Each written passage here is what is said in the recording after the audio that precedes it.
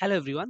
আজকের এই ভিডিওতে আমরা 2022-23 সেশনে বুয়েট অ্যাডমিশন টেস্টের রিটেনে আসা ফিজিক্সে টোটাল 13টি প্রশ্ন ছিল। সেই 13টি প্রশ্নই সলভ করব এবং সেই সম্বন্ধে বিস্তারিত আলোচনা করব। আমি তোমাদের সাথে আছি অপূর্ব দাস প্রান্ত, পড়াশোনা করছি বুয়েটে সিএসসি ডিপার্টমেন্টে। আরেকটি ইন্টারেস্টিং কথা বলে রাখি যে আমি এই প্রশ্নের উপর পরীক্ষা দিয়েই বুয়েটে গ্র্যাজুয়েশনের জন্য সিলেক্টেড হই। তো আশা করছি আজকের এই সলভের সাথে সাথে প্রত্যেকটা প্রশ্নের একটা রিয়েল এক্সপেরিয়েন্স তোমাদের সাথে শেয়ার করব। তো দেরি না করে চলো আমরা শুরু করি। একদম প্রথমেই যে প্রবলেমটি আছে সেটি হচ্ছে চলতরিতের প্রবলেম। এখানে কি বলল যে চিত্রের বর্তনীতে বৈদ্যুতিক প্রবাহ I এর মান নির্ণয় করো। আচ্ছা, আর পরবর্তীতে আরেকটা পার্টও আছে। তো আমরা প্রথমে I এর মান চলো নির্ণয় করি। এখন I এর মান নির্ণয় করার ক্ষেত্রে এখানে দেখো মাল্টিপল ভোল্টেজ সোর্স আছে। তো যখনই একটা সার্কিটে একাধিক ভোল্টেজ সোর্স থাকে তো আমরা সেটাকে কারশফের কারেন্ট ল এবং কারশফের ভোল্টেজ ল এর মাধ্যমে সমাধান করার দিকে অ্যাপ্রোচ করি আরকি। তো আমি এখানে প্রত্যেকটা পয়েন্ট মানে কেভিএলটাও তোমাদেরকে একটু ক্লিয়ার করে দিতে চাচ্ছি যে কেভিএল এপ্লাই করার জন্য বা কারশফস ভোল্টেজ ল এপ্লাই করার জন্য আমরা তিনটা পয়েন্ট একটা একটা করে আর কি আগাবো, তিনটা পয়েন্ট আগাবো। প্রথমে কি করব, প্রথমে হচ্ছে কারেন্টের ডাইরেকশনটা আমরা এই সার্কিটে দিয়ে দিব। তাহলে কি দিব, কারেন্টের ডাইরেকশন। এখন দেখো আম, এই সার্কিটে কিন্তু অলরেডি কারেন্টের একটা ডাইরেকশন দেয়া আছে, তো আমাকে এই সার্কিটের জন্য দিতে হবে না, ঠিক আছে। আর নেক্সট পয়েন্টে আমরা কি করব, প্রত্যেকটা এলিমেন্টের, যেমন এখানে আছে রোধ এবং ব্যাটারি, প্রত্যেকটা এলিমেন্টের চিহ্ন আমরা দিয়ে দিব, সাইন দিয়ে দিব, প্লাস বা মাইনাস এগুলো দিয়ে দিব। আচ্ছা, তাহলে এটা আমি লিখতেছি, আগে দেখায় নেই যে ধরো এই একটা রোধ না, রোধের ক্ষেত্রে প্লাস কোন দিকে দিতে হয় মাইনাস কোন দিকে দিতে হয় খেয়াল করো। রোধের যে প্রান্ত দিয়ে কারেন্ট ঢোকে সেই অংশকে প্লাস দিব এবং যে অংশ দিয়ে কারেন্ট বের হবে সেই অংশকে মাইনাস দিব। তাহলে দেখো কারেন্ট তো এই দিক থেকে আসলো, এই রোধের এই দিক দিয়ে ঢুকতেছে, সো এই অংশটা হবে প্লাস এবং অন্য দিকটা হবে মাইনাস। আচ্ছা, তাহলে এই রোধের কি হবে, এই রোধের এই দিক দিয়ে ঢুকতেছে, সো এটা হবে প্লাস, আর এই দিক দিয়ে বের হচ্ছে, সো এটা হবে মাইনাস। আচ্ছা, আর ব্যাটারির ক্ষেত্রে প্লাস বা মাইনাস কিভাবে দিতে হয়, ব্যাটারির ক্ষেত্রে এই নিয়মগুলো নাই। ব্যাটারির ক্ষেত্রে যে অংশটা ছোট সেই অংশে মাইনাস, যে অংশটা বড় সেই অংশে প্লাস, যে অংশটা ছোট সেই অংশে মাইনাস, যে অংশটা বড় সেই অংশে প্লাস, যেহেতু এটা একটা ব্যাটারি। আচ্ছা, এই আরেকটা রোধ, রোধের কি, যেদিকে কারেন্ট ঢুকে সেদিক প্লাস, তো কারেন্ট এই দিক থেকে আসলো, এই দিক থেকে আসলো, এইদিকে গেল, তারপর দেখো এই রোধের এই দিকে ঢুকলো, এই দিকে বের হলো। তাহলে আমাদের প্লাস মাইনাস দেয়া শেষ। তো আমরা এখানে দ্বিতীয় পয়েন্টটা হচ্ছে রোধ ও ব্যাটারি এর সাইন দেয়া, রোধ ও ব্যাটারি এর সাইন আমরা দিয়ে দিব। সাইন বলতে এখানে বোঝাচ্ছি প্লাস ও মাইনাস। আচ্ছা, ৩ নাম্বার পয়েন্টে আমরা কি করব, ৩ নাম্বার পয়েন্টে আমাদের লাস্ট পয়েন্টটা হচ্ছে আমরা যে কোনো একটা বিন্দু এই লুপের মধ্যে নিয়ে নিব, যে কোনো একটা বিন্দু নিয়ে নিব এবং এই বিন্দু থেকে পুরা লুপটা ঘুরে আবার এই বিন্দুতে আসবো। এটা হইতে পারে ক্লকওয়াইজ বা হইতে পারে অ্যান্টি ক্লকওয়াইজ, তোমার যেটা সুবিধা। তাহলে ৩ নাম্বার পয়েন্টটা হচ্ছে লুপ ট্রাভার্স করা। ওকে, ঠিক আছে। এখন এত কিছু তো আর তুমি যখন এক্সপার্ট হয়ে যাবে তখন তো এত কিছু তোমাকে আর এইভাবে লিখে লিখে দিতে হবে না, তুমি সরাসরি করতে পারবে। আচ্ছা, তাহলে আমরা এই লুপ থেকে, এই পয়েন্ট থেকে শুরু করে পুরা লুপটা ক্লকওয়াইজ ট্রাভার্স করি, চলো। তাহলে প্রথমেই দেখো যে এখান থেকে যদি শুরু করে এইদিকে যাই, এখানে আছে একটা রোধ যার মধ্যে দিয়ে যাচ্ছে কারেন্ট আই। আমরা ওহমের সূত্র থেকে জানি ভি ইজ ইকুয়াল টু হচ্ছে আইআর। তাহলে এখানে ভোল্টেজ ড্রপ বা ভোল্টেজ গেইন কত হবে, এখানে হবে, আচ্ছা আমরা আগে প্লাস দিব না মাইনাস দিব, দেখো আমরা ট্রাভার্স করতেছি কোন দিকে, ট্রাভার্স করতেছি ক্লকওয়াইজ। তো আমরা যখন এই দিকে যাচ্ছি তখন আমরা এই রোধের প্লাস পাইলাম না মাইনাস পাইলাম, আমরা কিন্তু প্লাস সাইনটা আগে পাইছি। সো আমরা এখানে দিব প্লাস 6 রোধ ইনটু আই, 6 আই। ওকে, পরে সামনের দিকে গেলাম, এই আরেকটা রোধ আছে, এখানে দেখো তো আমরা প্লাস পাইলাম না মাইনাস পাইলাম, আমরা পাইলাম প্লাস। তো এখানে আমরা দিয়ে দিব 1.5 ইনটু আই, ঠিক আছে। তারপরে দেখো এই যে ব্যাটারি, ব্যাটারির নেগেটিভ পোর্শনের আগে পাইলাম নাকি পজিটিভ পাইলাম, নেগেটিভ পাইলাম, তো এখানে আমরা দিয়ে দিব 4.4 ভোল্ট, যেহেতু এটা একটা ভোল্টেজ সোর্স। পরে আরেকটু সামনের দিকে যদি আমরা যাই তাহলে এই যে হচ্ছে আরেকটা ব্যাটারি, এই ব্যাটারির কোন অংশ আমরা আগে পাবো, প্লাস পাবো, তো আমরা দিয়ে দিব প্লাস 2.1। তারপরে আরেকটু সামনে যদি যাই, এই হচ্ছে আরেকটা রোধ যার প্লাস সাইনটা আমরা আগে পাচ্ছি, তার মানে আমরা দিয়ে দিব প্লাস 1.2, আর এইটার মধ্যে দিয়ে কারেন্ট যাচ্ছে আই, সো আমরা দিয়ে দিলাম আই। তারপরে আরেকটু সামনে আসার পরে দেখো যে পয়েন্ট থেকে শুরু করছিলাম সেই পয়েন্টে চলে আসছি, সো আমাদের লুপ ট্রাভার্সালটা শেষ হয়ে গেল। তো এই যে ইকুয়েশন, এটা হচ্ছে কেভিএল এপ্লাই করে আমরা পাইছি, কেভিএল এপ্লাই করে পাইছি। তো এইখান থেকে যদি আমরা আইটাকে সমাধান করে নিই তাহলে কিন্তু আমাদের এই টোটাল আই এর মানটা বের হয়ে গেল। তাহলে সমাধান করে দেখি কত আসে, আই ইকুয়াল টু 0.2643 এম্পিয়ার। তাহলে এই আই এর মান বের হয়ে গেল। এখন দেখো আমাদেরকে কি বলছে, আচ্ছা পরবর্তী অংশটাতে আমরা যাই। এ এবং বি বিন্দুর মধ্যকার বিভব পার্থক্য নির্ণয় করতে হবে। আচ্ছা, তো তোমাকে যদি একটা সার্কিটের যেকোনো ২ টা পয়েন্টের বিভব পার্থক্য বের করতে বলে, তাহলে আমরা কি করব? এই প্রবলেমটা সলভ করার জন্য এই এ এবং বি বিন্দুর মাঝখানে একটা ব্যাটারি কল্পনা করে নিব। আমি তোমাকে বুঝাচ্ছি যে এটা কেন করলাম। এই যে একটা ব্যাটারি কল্পনা করে নিব, যার ভ্যালুটা আমরা জানি না। এইটার ভ্যালু যেটা হবে মানে এটার ভোল্টেজ যেটা হবে সেটাই হচ্ছে আমার এ এবং বি বিন্দুর মধ্যকার বিভব পার্থক্য। তো ধরো আমরা এখানে একটা যদি কেভিএল এপ্লাই করে দেই, তাহলে তো এইটার ভোল্টেজ যেহেতু আমরা জানি না, এটা তো চলক হিসেবে থাকবে না, মানে অজানা থাকবে। তো এটাই সমাধান তো করবোই আমরা। সো ধরো এটার নাম আমরা দিয়ে দিলাম VAB, যার মান হচ্ছে VAB। এটা হচ্ছে এই এ এবং বি প্রান্তর বিভব পার্থক্য। ঠিক আছে? তো আমরা দেখো এই ব্যাটারির জন্য এইদিকে প্লাস দিয়ে দিলাম, এদিকে মাইনাস দিয়ে দিলাম। কেন দিলাম এইদিকে? কারণ এই দিকটা বড়, এই দিকটা ছোট। এখন তুমি বলতে পারো যে তাইলে ভাই বড় অংশটা বি এর দিকে কেন দিলাম না? দিতে পারো তুমি। তুমি যদি বড় অংশটা বি এর দিকে দাও, মানে ধরো এইদিকে তো বড় অংশ দিছো, মানে এ এর দিকে বড় অংশ দিছো। সো এটা যদি পজিটিভ আসে, তুমি যদি বি এর দিকে বড় অংশ দাও তাহলে তোমার অ্যান্সারটা নেগেটিভ হয়ে যাবে। তো এখানে কোনো ধরনের সমস্যা নাই। তুমি যেদিকটা ধরবা সেই অনুসারে প্লাস বা মাইনাস সাইন চলে আসবে অটোমেটিক্যালি। তো তুমি র‍্যান্ডমলি যেকোনো দিকটাকে প্লাস ধরে নাও, অন্য দিকটাকে মাইনাস ধরে নাও। সমস্যা নেই। আচ্ছা। তাহলে এই কাজটা করার পরে আমাদের তো VAB এর মানটাই বের করতে হবে। সো আমরা কি করব? এখন এই লুপের মধ্যে একটা KVL এপ্লাই করে দেব। তাহলেই এই VAB টা বের হয়ে যাবে। চলো আমরা দেখি, তাহলে বুঝতে পারবে। তাহলে এই যে সেকেন্ড পোরশনটা আমি এখানে সমাধান করছি। এটা হচ্ছে ১ নাম্বার, ২ নাম্বার। আচ্ছা। তো আমরা ধরো এখানে KVL এপ্লাই করার জন্য অলরেডি প্লাস মাইনাস সাইন দেয়া আছে, কারেন্টের ডাইরেকশন দেয়া আছে, প্লাস মাইনাস সাইন দেয়া আছে। আমরা লুপ ট্রাভার্সটা করে ফেলি। এই পয়েন্ট থেকে শুরু করছি। দেখো, প্রথমে আমরা একটা রোধের প্লাস প্রান্ত পাইলাম। সো আমরা দিলাম প্লাস, এখানে মান হচ্ছে 1.5 এবং R1। তো 1.5 I, কারেন্ট হচ্ছে I, তো এই দিক দিয়ে I যাচ্ছে। আচ্ছা। আর পরে হচ্ছে যে আমরা পরে একটা ব্যাটারির নেগেটিভ পোরশন সো দিলাম 4.4। আর একটু সামনে আসলাম, এই জায়গায় আসলাম। এখন দেখো এই যে ২ জায়গার বিভব পার্থক্য কত? VAB। সো আমরা এখানে দিয়ে দিলাম প্লাস VAB ইকুয়াল টু 0। ঠিক আছে? তো তারপরে তো আর আমাদের কিছু নাই। লুপ ট্রাভার্স করার মতো কোনো কিছু নাই। তো দেখো, তাহলে এই যে KVL থেকে এটা পাইলাম, এখান থেকে যদি VAB টা বের করে নেই, তাহলে এটা হবে 4.4 মাইনাস 1.5 I। যে I এর মান একটু আগে আমরা বের করে আসছি। এই যে বের করে আসছি। সো এখানে যদি I এর মানটা বসায় দেই, তাহলে VAB এর মানটা আসে অলমোস্ট 4.003 ভোল্ট। তাহলে এই যে আমরা KVL এর মাধ্যমে এই সার্কিটটা সলভ করে ফেলেছি। এবং যখন ধরো এই প্রশ্নটা আমার পরীক্ষার হলে আমার সামনে আসছিল, তো আমার কাছে তেমন একটা ডিফিকাল্ট মনে হয় নাই। জাস্ট খুব তাড়াতাড়ি এই ২ টা লাইনের মাধ্যমে পুরা প্রশ্নটা অ্যান্সার করে দিলাম। তো এইরকম অনেকগুলো কোয়েশ্চেন থাকবে যেগুলো খুবই সহজ থাকে। বইটা আসলে প্রশ্ন যে কঠিন হয় এমন না। তোমার যদি ভালোভাবে নরমাল টাইপ গুলোই ভালোভাবে পড়া থাকে, তাহলে তুমি অনায়াসেই আমার মনে হয় ৭ টা থেকে ৮ টা কোয়েশ্চেন সলভ করা যায় এরকম ইজিলি আরকি। আচ্ছা, আমরা নেক্সট কোয়েশ্চন এখন যাব। এটি ভেক্টর থেকে আসা একটি সমস্যা। আ খুব বেশি ডিফিকাল্ট না হলেও আরকি, যেহেতু আমার পরীক্ষার খাতায় এটি সর্বপ্রথমে ছিল, তো যে কারণে আমার জন্য একটু টাইম কিলিং করে ফেলেছিল, যেটা আমি ৫ থেকে ৬ মিনিটের মধ্যে মনে হয় সমাধান করেছিলাম। যেখানে আমার উচিত ছিল ৩ মিনিটের মধ্যে সমাধান করা। আচ্ছা, তাহলে দেখি আমরা প্রবলেমটা কি। একটি ত্রিভুজের ২ টি বাহু ২ টি ভেক্টরের মাধ্যমে ধরো প্রকাশ করা হয়েছে। একটা হচ্ছে A, একটা হচ্ছে B।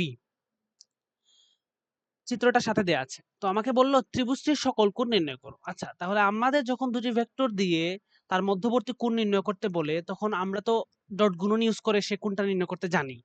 তো আমরা চলো এই প্রবলেমটা সলভ করার আগে আমি তোমাকে দুটি ভেক্টরের মধ্যবর্তী কোণ কিভাবে নির্ণয় করতে হয় সেটা খুব কম সময়ের মধ্যে একটু দেখায় নিই। ধরো একটা ভেক্টর হচ্ছে এটা, A ভেক্টর, আর B ভেক্টর হচ্ছে এটা। তাহলে A এবং B ভেক্টরের মধ্যবর্তী কোণ কিভাবে নির্ণয় করব? আমরা যে কাজটা করব সেটা হচ্ছে A ডট B বের করব প্রথমে, যেহেতু এটা ভেক্টর আর এটা ভেক্টর হিসেবে দেয়া, ভেক্টরের ডট গুণন করলে ধরো এখানে একটা ভ্যালু তো পাবো। ওকে, সাপোজ ওই ভ্যালুটা হচ্ছে আমার ১০। আমরা ধরে নিলাম ওই ভ্যালুটা হচ্ছে ১০। আচ্ছা, এর পরের লাইনে কি করব? A ডট B এর আরেকটা সূত্র আমরা জানি, AB cos তাদের মধ্যবর্তী কোণ। ঠিক আছে? তো এখানে দেখো তাদের মধ্যবর্তী কোণ কত? থিটা। তো এখানে বসাবো থিটা ইকুয়াল টু 10। তো এখান থেকে cos থিটা হবে 10 ডিভাইডেড বাই এই A এবং B এর মানটা নিচে বসায় দিব। তারপরে cos ইনভার্স করলেই থিটার মানটা বের হয়ে যাবে। তবে যে জিনিসটা কারণে এই বিষয়টা বুঝাচ্ছি সেটা হচ্ছে, খেয়াল করে দেখো এখানে এখানে যে কোণটা বসবে সেটা আসলে কোন কোণ? A ভেক্টর এবং B ভেক্টরের এই দুইটার মধ্যবর্তী কোণ। আমি তোমাদেরকে আরেকটা এক্সাম্পল দেই। ধরো এটা হচ্ছে A ভেক্টর আর এটা হচ্ছে B ভেক্টর। এটা হচ্ছে B ভেক্টর। এখন খেয়াল করে দেখো, এটার জন্য তুমি কি যখন A আর B এর ডট গুণন করবা, AB এটার মধ্যবর্তী কোণ ধরো থিটা, তুমি কি এখানে AB cos থিটাটা লিখতে পারবা? এখানে কিন্তু পারবা না। কেন লিখতে পারবা না আমি তোমাদেরকে বুঝাই। যে এখানে এ এবং বি এর মধ্যবর্তী কোণ বলতে কোন কোনকে বোঝানো হবে?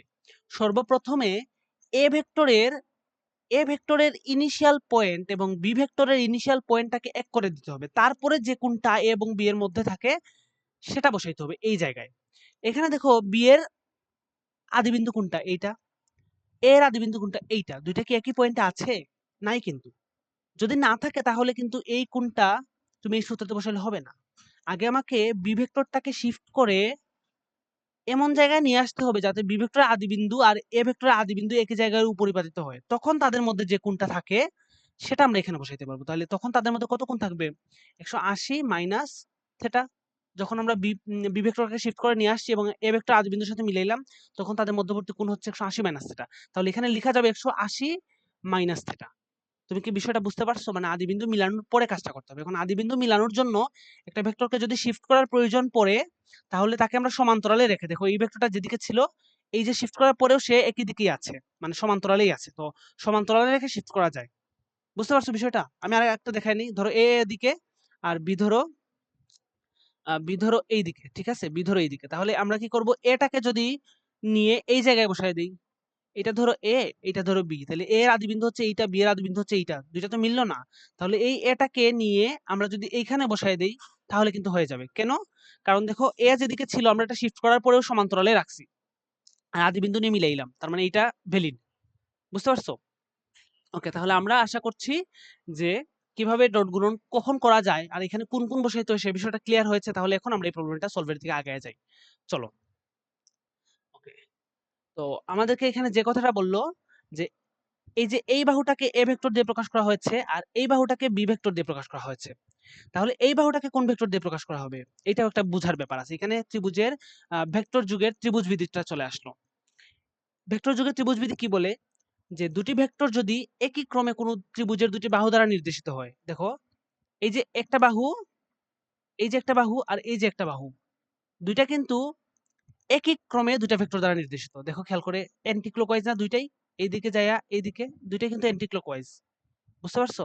তাহলে দুইটা যদি একই ক্রমে দুইটা বাহু দ্বারা নির্দেশ করা হয় যদি দুইটা ভেক্টরকে, তাহলে ত্রিভুজের তৃতীয় বাহুটা বিপরীত ক্রমে এদের লব্ধি নির্দেশ করে। তার মানে এই যে বিটা দেখো এদের বিপরীত ক্রমে না, যদি অ্যান্টিক্লকওয়াইজ বিটা হয়ে যেত তাহলে কিন্তু এইদিকে হইতো। তাহলে আমাদেরকে বলছে ভেক্টর যুগের ত্রিভুজ বিধি বলছে দুইটা বাহু যদি একই ক্রমে দুইটা ভেক্টর দ্বারা নির্দেশ করা হয় তাহলে তৃতীয় বাহুটি বিপরীত ক্রমে এদের লব্ধি, এই দুইটার লব্ধি বিপরীত ক্রমে। দেখো এটা কিন্তু একই ক্রমে হয় না, এইদিকে কিন্তু হয় নাই, এটা হবে এইদিকে বিপরীত ক্রমে এদের লব্ধি। তার মানে এই জায়গায় চিত্র থেকে বোঝা যাচ্ছে যে বিটা হচ্ছে এ আর সি এর লব্ধি। তাহলে এখানে সি এর ভ্যালুটা কত হবে? সি এর ভ্যালুটা হবে বি থেকে আমরা এ কে বিয়োগ করে দিব, ঠিক আছে? তাহলে দেখো বি থেকে বিয়োগ করে দাও, বি হচ্ছে 4, এটা হচ্ছে 3, বিয়োগ করলে হবে শুধু আই ক্যাপ। এখান থেকে -2 থেকে -3 বাদ দিয়ে দিলে হবে -5 জে ক্যাপ। তারপরে 3 থেকে -2 বিয়োগ করে দিলে হবে প্লাস +5 কে ক্যাপ, 5 কে ক্যাপ। ওকে, তাহলে এবিসি আমাদের তিনটা ভেক্টর পেয়ে গেলাম। এ দেয়া আছে, বি দেয়া আছে, সিও বের হয়ে গেল। এটা হচ্ছে সি ভেক্টর। চলো এখন এদেরকে মানটা বের করে নিই। তাহলে এ এর ভ্যালুটা কত হবে? এর মানটা কত হবে? এর মান হবে √3 স্কয়ার মানে হচ্ছে 9, আরেকটা 9 আর এখানে আসো 4। 9 দুগুণে 18 আর 4 হলো 9 দুগুণে 18 আর 4 হলো 22। তার মানে এ এর ভ্যালু হচ্ছে √22। বি এর ভ্যালু কত? বি এর ভ্যালু হচ্ছে এই 4 স্কয়ার মানে 16 আর 2 স্কয়ার মানে হচ্ছে আম 4 আর এখানে হচ্ছে আরো 9। 3 স্কয়ার মানে 9 মানে √16 29। ওকে। আর সি এর ভ্যালুটা কত হবে? এই যে সি এর মানটা হচ্ছে 1 আর 25 স্কয়ার 25 স্কয়ার 50 আর এখানে হচ্ছে 1 মানে 51। তাহলে তিনটার ভ্যালু বের হয়ে গেল। তাহলে চলো এখন আমরা যে কাজটা করব সেটা হচ্ছে এ এবং বি এর মধ্যবর্তী কোণটা প্রথমে নির্ণয় করি, থিটা সি, থিটা 3। তাহলে চলো, এ এবং বি এর দেখো তো আদিবিন্দু মিল আছে না? আদিবিন্দু মিল আছে, এবং বি এর আদিবিন্দু মিল আছে। তাহলে আমরা এখানে লিখতে পারি যে a dot b equal to হচ্ছে, আগে ডট গুণনটা করে নেই। এই যে 3 এর সাথে যদি আমরা 4 গুণ করি তাহলে হবে 3 4 12। 3 এর সাথে -2 গুণ করলে হবে -6 আর -2 এর সাথে 3 গুণ করলে হবে -6। তার মানে দেখো এটা টোটাল ভ্যালু কত আসলো? 0 আসলো। আর এইদিকে আমরা পাবো এ আর বি এর ডট গুণন করলে এ বি cos, তাদের যদি আদিবিন্দু মিল থাকে তাহলে তাদের মধ্যবর্তী কোণ। দেখো এখানে আদিবিন্দু মিল আছে, এই বি এর এবং এ এর আদিবিন্দু মিল আছে, তার মানে তাদের মধ্যবর্তী কোণটা বসানো যাবে। এখানে হচ্ছে থিটা 3। তাহলে cos থিটা 3 ইকুয়াল টু আমরা পাবো 0। আচ্ছা, এ এর মান কত? এটা, বি এর মান এটা। তার মানে cos থিটা 3 হচ্ছে 0 ডিভাইডেড বাই এ এর মান √22 বি এর মান হচ্ছে 29, তাহলে এই টোটালটা হচ্ছে 0, তাহলে cos কত ডিগ্রি মান 0 আসে? cos 90 ডিগ্রি মান 0 আসে। তার মানে আমাদের থিটা 3 এর মান হচ্ছে 90 ডিগ্রি। এটা হচ্ছে একটা অ্যান্সার। ঠিক আছে? ওকে। তাহলে এবার আমরা যে কাজটা করব, চলো আমরা থিটা 1 টাকে নির্ণয় করে ফেলি।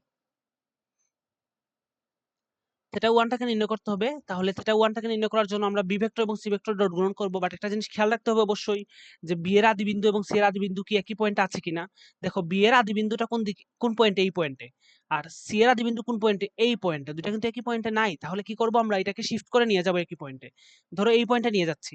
তাহলে এই যে সি ভেক্টরটাকে যদি শিফট করে সমান্তরালে রেখে এখানে নিয়ে যাই, তাহলে এটা ভ্যালিড, এটা করা যাবে। এটা হচ্ছে সি ভেক্টর। আর এই যে বি ভেক্টরের ডাইরেকশনটা হচ্ছে এইদিকে, এটাকে যদি সমান্তরালে আমরা এইখানে নিয়ে যাই, তাহলে এটাও ভ্যালিড। এই হচ্ছে বি ভেক্টর। এদের মধ্যবর্তী কোণ কত? এদের মধ্যবর্তী কোণ যেটা আছে সেটা বি আর সি এর ডট গুণনের ক্ষেত্রে বসানো যাবে। এখন ফরচুনেটলি এই কোণটা এই কোণের সমান, যেহেতু বিপ্রতীপ কোণ। খেয়াল করে দেখো, বিপ্রতীপ কোণ হওয়ার কারণে এটা সমান হয়ে গেছে। সো বি আর সি এর ডট গুণনের ক্ষেত্রে আমরা বি ডট সি এর ক্ষেত্রে এখানে যে বি সি কজ কোন কোণটা লিখতে হবে? আদিবিন্দু মিলানোর পরে যে কোণটা হয় সেটা লিখতে হবে। ফরচুনেটলি এটা থিটা 1, এটাও থিটা 1। সো এখানে আমরা থিটা 1 বসাতে পারছি। তাহলে বিসি আর এখানে এই দুইটা ডট গুণনের ফলাফল কত হবে? দেখো বি এবং সি কে ডট গুণন করি আমরা। তাহলে 4 আর একে হইল 4, -2 আর -5 এ গুণ করলে হয়ে গেল +10, আর 3 এ আর 5 এ গুণ করে হয়ে গেল 3 5 এ 15। তার মানে এখানে হয়ে গেল 29। তার মানে এই দুইটা গুণফল হচ্ছে এই সবগুলোকে যোগ করলে আমরা পাবো 29। ওকে। তাহলে এখানে cos থিটা 1 টা হবে 29 ডিভাইডেড বাই বি এর মান কত? বি এর মান হচ্ছে √29 এবং সি এর মান কত? সি এর মান হচ্ছে √51। ওকে। তাহলে এখান থেকে যদি আমরা সমাধান করি, তাহলে থিটা 1 এর মান কত আসে একটু দেখি। Theta 1 equal to 41.05 degree. তাহলে এটা হচ্ছে আমার সেকেন্ড কোণটা হয়ে গেল। এখন থার্ড কোণটা বের করার জন্য আমরা কি করতে পারি? আমরা আমরা এইটা থার্ড কোণটা বের করার জন্য ভেক্টরের ডট গুণন করতে হবে না। কেননা আমরা জানি ত্রিভুজের 3 কোণের সমষ্টি হচ্ছে 180 ডিগ্রি। তাহলে এই যে তৃতীয় কোণটা মানে থিটা 2 টা হবে 180 থেকে যদি আমরা এই দুইটার সামেশনটাকে বিয়োগ করে দেই, এইটা আর এটার যোগফলকে যদি বিয়োগ করি তাহলে হয়ে যাবে। তাহলে 90 প্লাস 41.05 ডিগ্রি। তাহলে এটার ভ্যালু কত আসে দেখি। এটার ভ্যালু হচ্ছে 48.944 ডিগ্রি। তাহলে এভাবেই আমরা ধরো তিনটা কোণটা বের করতে পারি। তবে এখানে সবচেয়ে শেখার যে বিষয়টা সেটা হচ্ছে এই যে ভেক্টর যুগের ত্রিভুজবিধি, এখান থেকে তোমার ভালোভাবে জানার বিষয়। আর হচ্ছে ডট গুণনের ক্ষেত্রে এই যে বি ডট সি লিখলাম, তখন এখানে কোন কোণটা বসবে সেটা বুঝতে হবে। তাদেরকে আদি বিন্দু একই পয়েন্টে মিলানোর পরে যে কোণটা তাদের মধ্যখানে থাকে সেটা এখানে বসাইতে হবে। এটা একটু মাথায় রাখো। ওকে, তাহলে আমাদের এই প্রবলেম শেষে আমরা নেক্সট প্রবলেমে যাব। এবারের এই প্রবলেমটি হচ্ছে নিউটনীয় বলবিদ্যার একটি প্রবলেম, মোটামুটি স্ট্যান্ডার্ড প্রবলেম। তো চলো আমরা প্রবলেমের স্টেটমেন্টটা দেখে নিই। একদল কৌতূহলী দর্শক একজন ব্যক্তিকে একটি নির্দিষ্ট দূরত্ব হতে দেখছে, যিনি 6 কেজি ভরের একটি গোলককে ভূমি থেকে 2 মিটার উপরে বৃত্তাকার পথে আনুভূমিক তলে 3 মিটার লম্বা রশির সাহায্যে ঘোরাচ্ছেন। আচ্ছা, তাহলে কিভাবে আঁকবো এই জিনিসটাকে? দেখো, এই হচ্ছেন একজন ব্যক্তি যিনি 3 মিটার লম্বা রশির সাহায্যে একটা বস্তুকে ঘোরাচ্ছেন। তাহলে 3 মিটার লম্বা রশির সাহায্যে ধরো একটা বস্তুকে এইভাবে গোল গোল করে ঘোরাচ্ছেন ব্যক্তি। তার মানে রশির দৈর্ঘ্য কত? r equal to 3 metre. এখানে আরেকটা কথা উল্লেখ আছে যে এটা ভূমি থেকে আসলে এই যে আনুভূমিক তলটা, ঘোরানোর তলটা, সেটা হচ্ছে 2 মিটার উপরে। তাহলে এই জিনিসটা আমরা এখানে একটু আঁকায়ে দেই যে ভূমি থেকে এই বিষয়টা হচ্ছে 2 মিটার উপরে আছে। এটা হচ্ছে 2 মিটার, ভূমি থেকে 2 মিটার উপরে। আর এখানে ধরো গোলকটা আছে। ওকে, এরপরে দেখি কি বললো। আচ্ছা, এখানে 3 মিটার। গোলকটি প্রতি মিনিটে 30 বার আবর্তন করে। এই যে 30 বার আবর্তন করে, এটা কিন্তু তার কৌণিক বেগ বের করার জন্য একটা ডাটা। সো আমরা কৌণিক বেগটা একটু পরেই বের করছি, পুরোটা পরে নেই। ঘূর্ণায়মান অবস্থায় হঠাৎ যদি রশিটি ছিঁড়ে যায়, তাহলে ওই ব্যক্তি হতে দর্শক সারির সর্বনিম্ন দূরত্ব কত হলে কোনো দর্শকে আঘাত করবে না? আচ্ছা, যদি এটা হঠাৎ করে ছিঁড়ে যায় তাহলে তো এটা ছিটকে কোনো একটা জায়গায় পড়ে যাবে না? তো আমরা ওই ডিসটেন্সটা বের করলেই হয়ে যাবে যে এতটুকু দূরত্বে যদি মিনিমাম একজন দর্শক থাকে তাহলেই তাকে আঘাত করবে না। তার মানে আমাকে ওই দূরত্বটা বের করতে হবে যে ছিটকে কত দূরে পড়বে।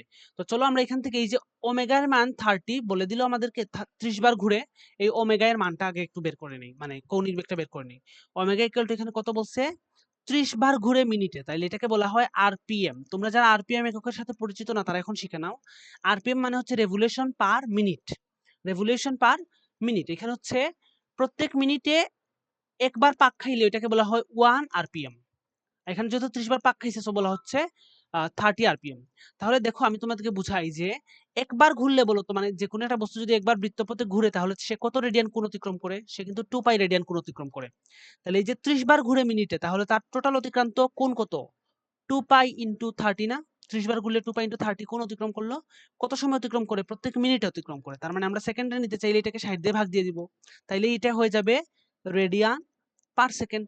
হ্যাঁ, তাহলে এই যে 2 আর 30 গুণ করলে 60 হয়, 60 এর সাথে কাটলে এখানে শুধুমাত্র আসবে পাই রেডিয়ান পার সেকেন্ড। আচ্ছা, এখন এই ডাটা থেকে কিন্তু আমরা ইও বের করে নিতে পারবো, রৈখিক বেগ ভিও বের করে নিতে পারবো। ভি ইকুয়াল টু হচ্ছে ওমেগা আর। তাহলে ওমেগা মান হচ্ছে পাই আর আর এর মান হচ্ছে কত? দেখো তো, কত ব্যাসার্ধের কত ব্যাসার্ধের বৃত্তাকার পথে ঘুরতেছিল? আর ইকুয়াল টু 3 মিটার। তো আমরা এখানে যদি 3 বসায় দেই তাহলে এত মিটার পার সেকেন্ড, এইটাই হচ্ছে আমার ভি এর মান, রৈখিক বেগ ভি। তাহলে এইটা যে এইখান থেকে ছিটকে যখন পড়ে যাবে, যখন এই রশিটা ছিঁড়ে যাবে, তখন তার ভি এর মান হবে 3 পাই মিটার পার সেকেন্ড। এখন এইটা কত দূরে যেয়ে পড়বে? তোমরা যারা একটু একটু গতিবিদ্যা পড়েছো তারা জানো যে এটা প্রাস হিসেবে, আনুভূমিকভাবে নিক্ষিপ্ত প্রাস হিসেবে এইভাবে যায় পড়বে এই জায়গায়। তো আমাকে নির্ণয় করতে হবে যে এইখান থেকে এইটুকের ডিস্টেন্স কত, মানে এই যে এক্স এর মানটা নির্ণয় করতে হবে। তোমরা কি বিষয়টা ধরতে পারছো?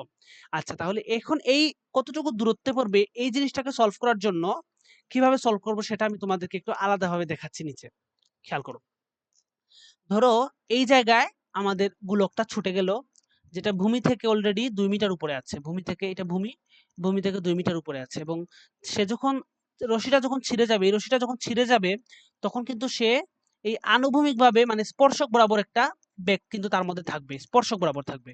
তো এই দেখো স্পর্শকটা, এইদিকে তার ভি ইজ ইকুয়াল টু হচ্ছে 3 পাই মিটার পার সেকেন্ড, এবং তার গতিপথ কিরকম হবে? এইভাবে সে আনুভূমিকভাবে নিক্ষিপ্ত প্রাস হিসেবে এই ভূমিতে এসে পড়বে। আর আমাকে বের করতে হবে এই এক্স এর মানটা, এক্স এর মানটা। এখন এই এক্স এর মানটা কোন সূত্র দিয়ে বের করব? আমরা কিন্তু এক্স ইকুয়াল টু ভিটি বসাইলেই এই প্রবলেমটা সলভ হয়ে যাবে। কেন এখানে সমবেগ বসাইলাম? কেন এখানে সমবেগ বসাইলাম? খেয়াল করো যে আমরা তো এক্স অক্ষ বরাবর অতিক্রান্ত দূরত্ব বের করতে চাচ্ছি। এক্স অক্ষ বরাবর তার বেগ ছিল 3 পাই। এইদিকে কোনো বাধাদানকারী বল আছে? কোনো এফ কি আছে? যদি বল না থাকে তার মানে তো এইদিকে তো কোনো ত্বরণও থাকবে না। তার মানে সে সমবেগে চলতে থাকবে, কিন্তু এক্স অক্ষের দিকে কোনো ত্বরণ নাই। ঠিক আছে? তার মানে এটা সমবেগের সূত্রই হবে। কিন্তু এখান থেকে টিটা পাবো কেমনে? খেয়াল করে দেখো, আমাকে কিন্তু এই বস্তুটা যখন এক্স অক্ষের দিকেই এতটুকু দূরত্ব অতিক্রম করলো এক্স অক্ষের দিকে, ঠিক তখনই কিন্তু ওই সময়ে সে ওয়াই অক্ষের দিকে কিন্তু 2 মিটার অতিক্রম করেছে। বুঝতে পারছো? এটা যখন এই পয়েন্টে আসবে তখন ওয়াই অক্ষের দিকেও কিন্তু সে তো 2 মিটার নিচে চলে আসবে। তার মানে এই ওয়াই অক্ষের ডাটা দিয়ে আমরা তার টিটা আগে বের করে নিতে হবে। সেই টিটা এখানে বসাইতে হবে। বুঝতে পারছো আশা করি। তো চলো আমরা ওয়াই অক্ষের ডাটা দিয়ে এই টিটা নির্ণয় করার ট্রাই করি। ওয়াই অক্ষ বরাবর সূত্র যদি আমরা বসাই y equal to u t plus half a t square, এখানে y অক্ষ বরাবর u এর মান কত হবে? আদিবেগ কত? y অক্ষ বরাবর কি কোনো বেগ আছে? তার তো বেগ ছিল শুধু আনুভূমিকভাবে x অক্ষ বরাবর। তাহলে সেটা আনুভূমিক উপাংশ, সেটার উলম্বিক উপাংশটা যদি আমরা নিয়ে নেই, এইদিকে উপাংশটা নিয়ে নেই, তাহলে সেটা হবে আমার আদিবেগ y অক্ষ বরাবর। সেটার উপাংশ কত? v cos 30 degree. তাহলে ut, এটা হচ্ছে u, y অক্ষ বরাবর u হচ্ছে এইটা। আচ্ছা, এখানে 30 ডিগ্রি না, এখানে তো 90 ডিগ্রি। এই যে এটা 90 ডিগ্রি না, এটা 90 ডিগ্রি। আচ্ছা, তাহলে v cos 90 degree into t, এটা হচ্ছে আদিবেগ y অক্ষ বরাবর, প্লাস হাফ জি টি স্কয়ার। কেন জি বসাইলাম? কারণ উলম্বিক উপাংশের ক্ষেত্রে মানে উলম্বের দিকে অতিক্রান্ত দূরত্বের ক্ষেত্রে তো তার অভিকর্ষজ ত্বরণ আছে। এদিকে কি জি আছে না? এদিকে কিন্তু জি আছে। ওইদিকে কোনো ত্বরণ নাই, বাট এইদিকে জি আছে। সো এই সূত্রটা ভ্যালিড। আচ্ছা, y এর মান কত? দেখো এখানে 2 মিটার। তাহলে এখানে বসাবো 2 মিটার। আচ্ছা, মিটার না বসাই। আর এইটার মান তো 0, সো মানে 90 ডিগ্রি মান 0 হওয়ার কারণে এটা 0, সো এটা পুরোপুরি 0 প্লাস হাফ জি টি স্কয়ার। এখান থেকে যদি আমরা টিটা সমাধান করি তাহলে কত সেকেন্ড আসে একটু দেখে নেই। T equal to 0.638 second. আচ্ছা, তাহলে আমরা টি এর মান যখন এটা পাওয়া গেলাম তখন তো আমাদের এক্স এর মানটা বের করা কোনো সমস্যা না। এক্স ইকুয়াল টু কত হবে? এখন এক্স ইকুয়াল টু হবে ভি ইন্টু টি। সো এখানে ভি এর মান হচ্ছে কত ছিল? 3 পাই। 3 পাই ইন্টু টি এর মান কত? টি এর মান হচ্ছে 0.638 সেকেন্ড। তো এটা যদি গুণ করে নেই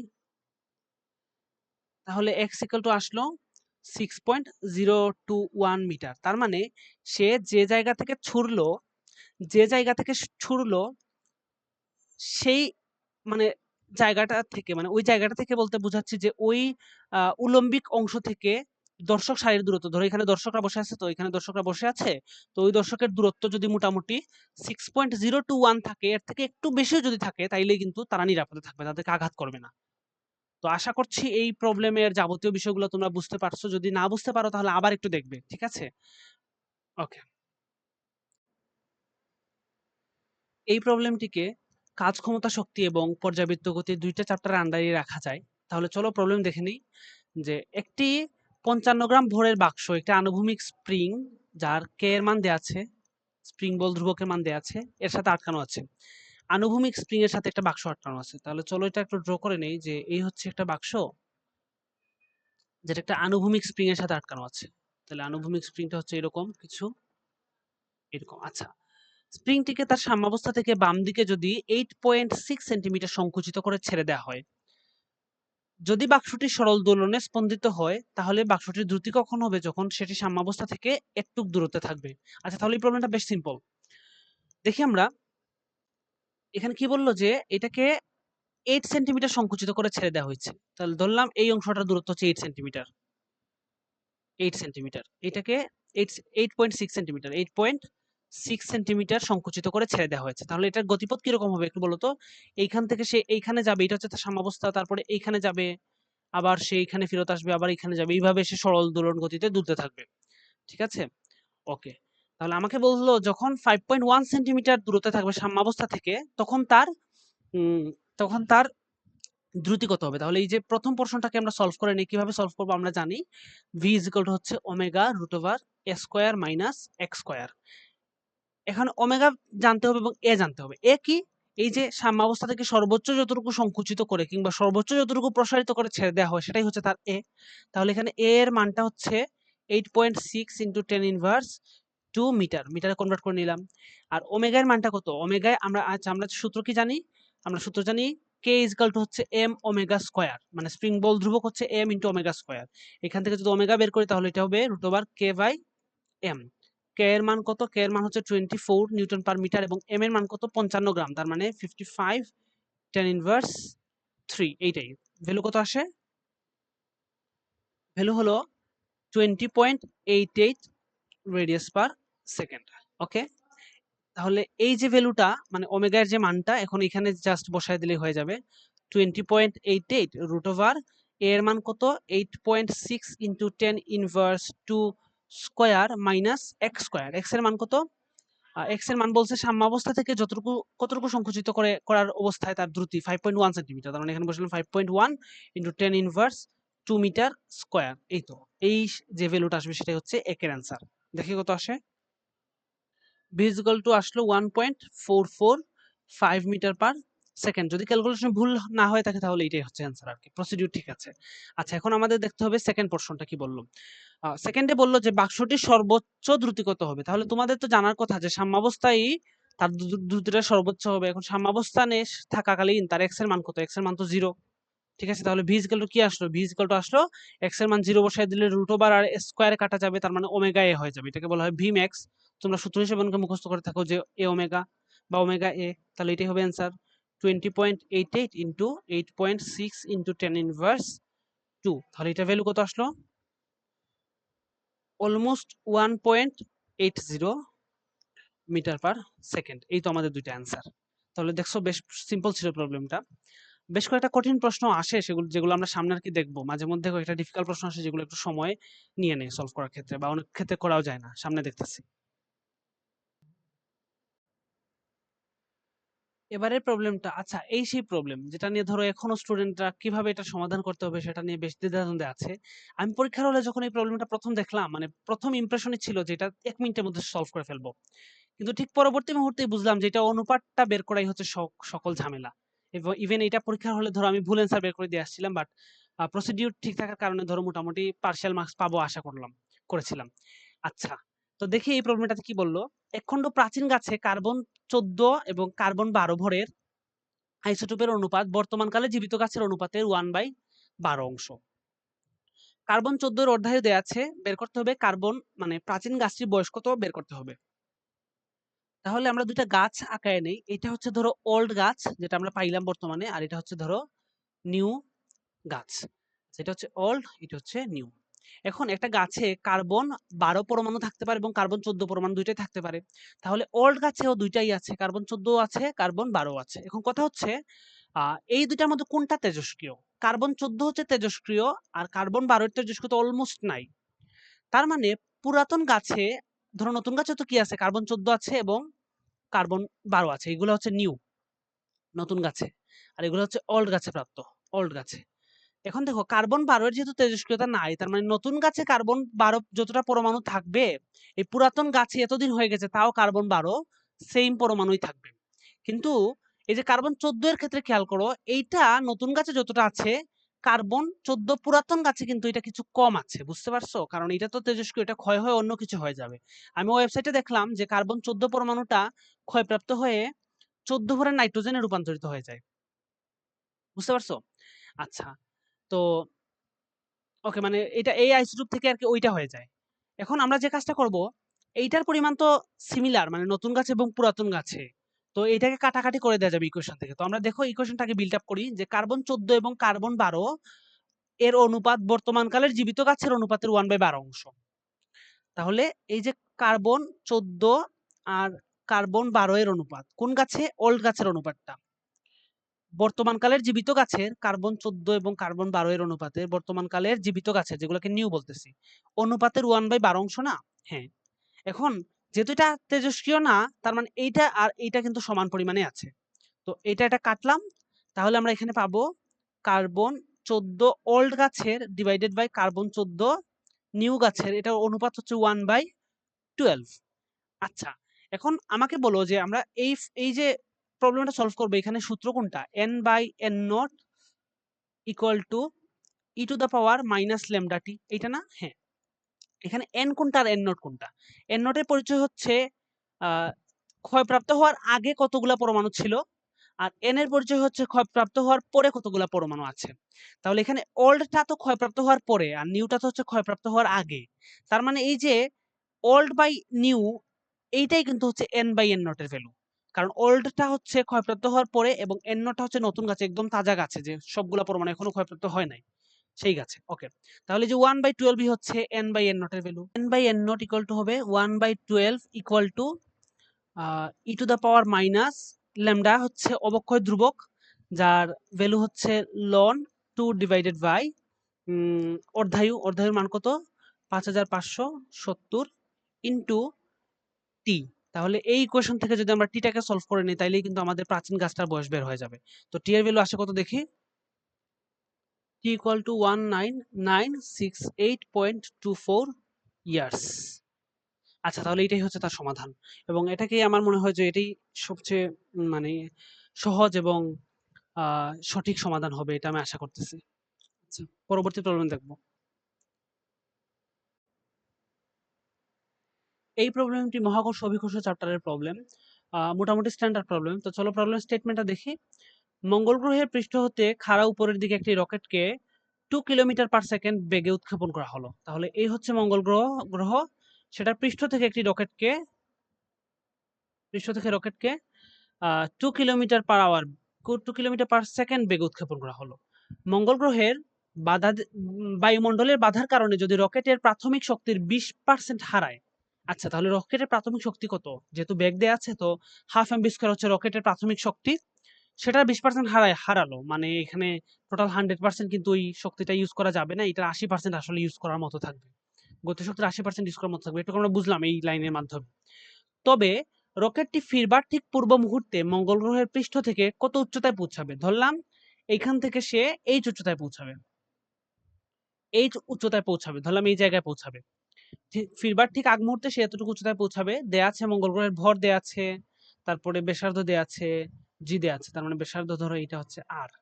আচ্ছা, তাহলে এই প্রবলেমটা পড়ে তোমরা কি বুঝতে পারলে? আমি যতটুকু বুঝতে পারলাম যে আমাকে বের করতে বলছে যে এইখান থেকে সর্বোচ্চ কত উচ্চতায় পৌঁছাতে পারবে।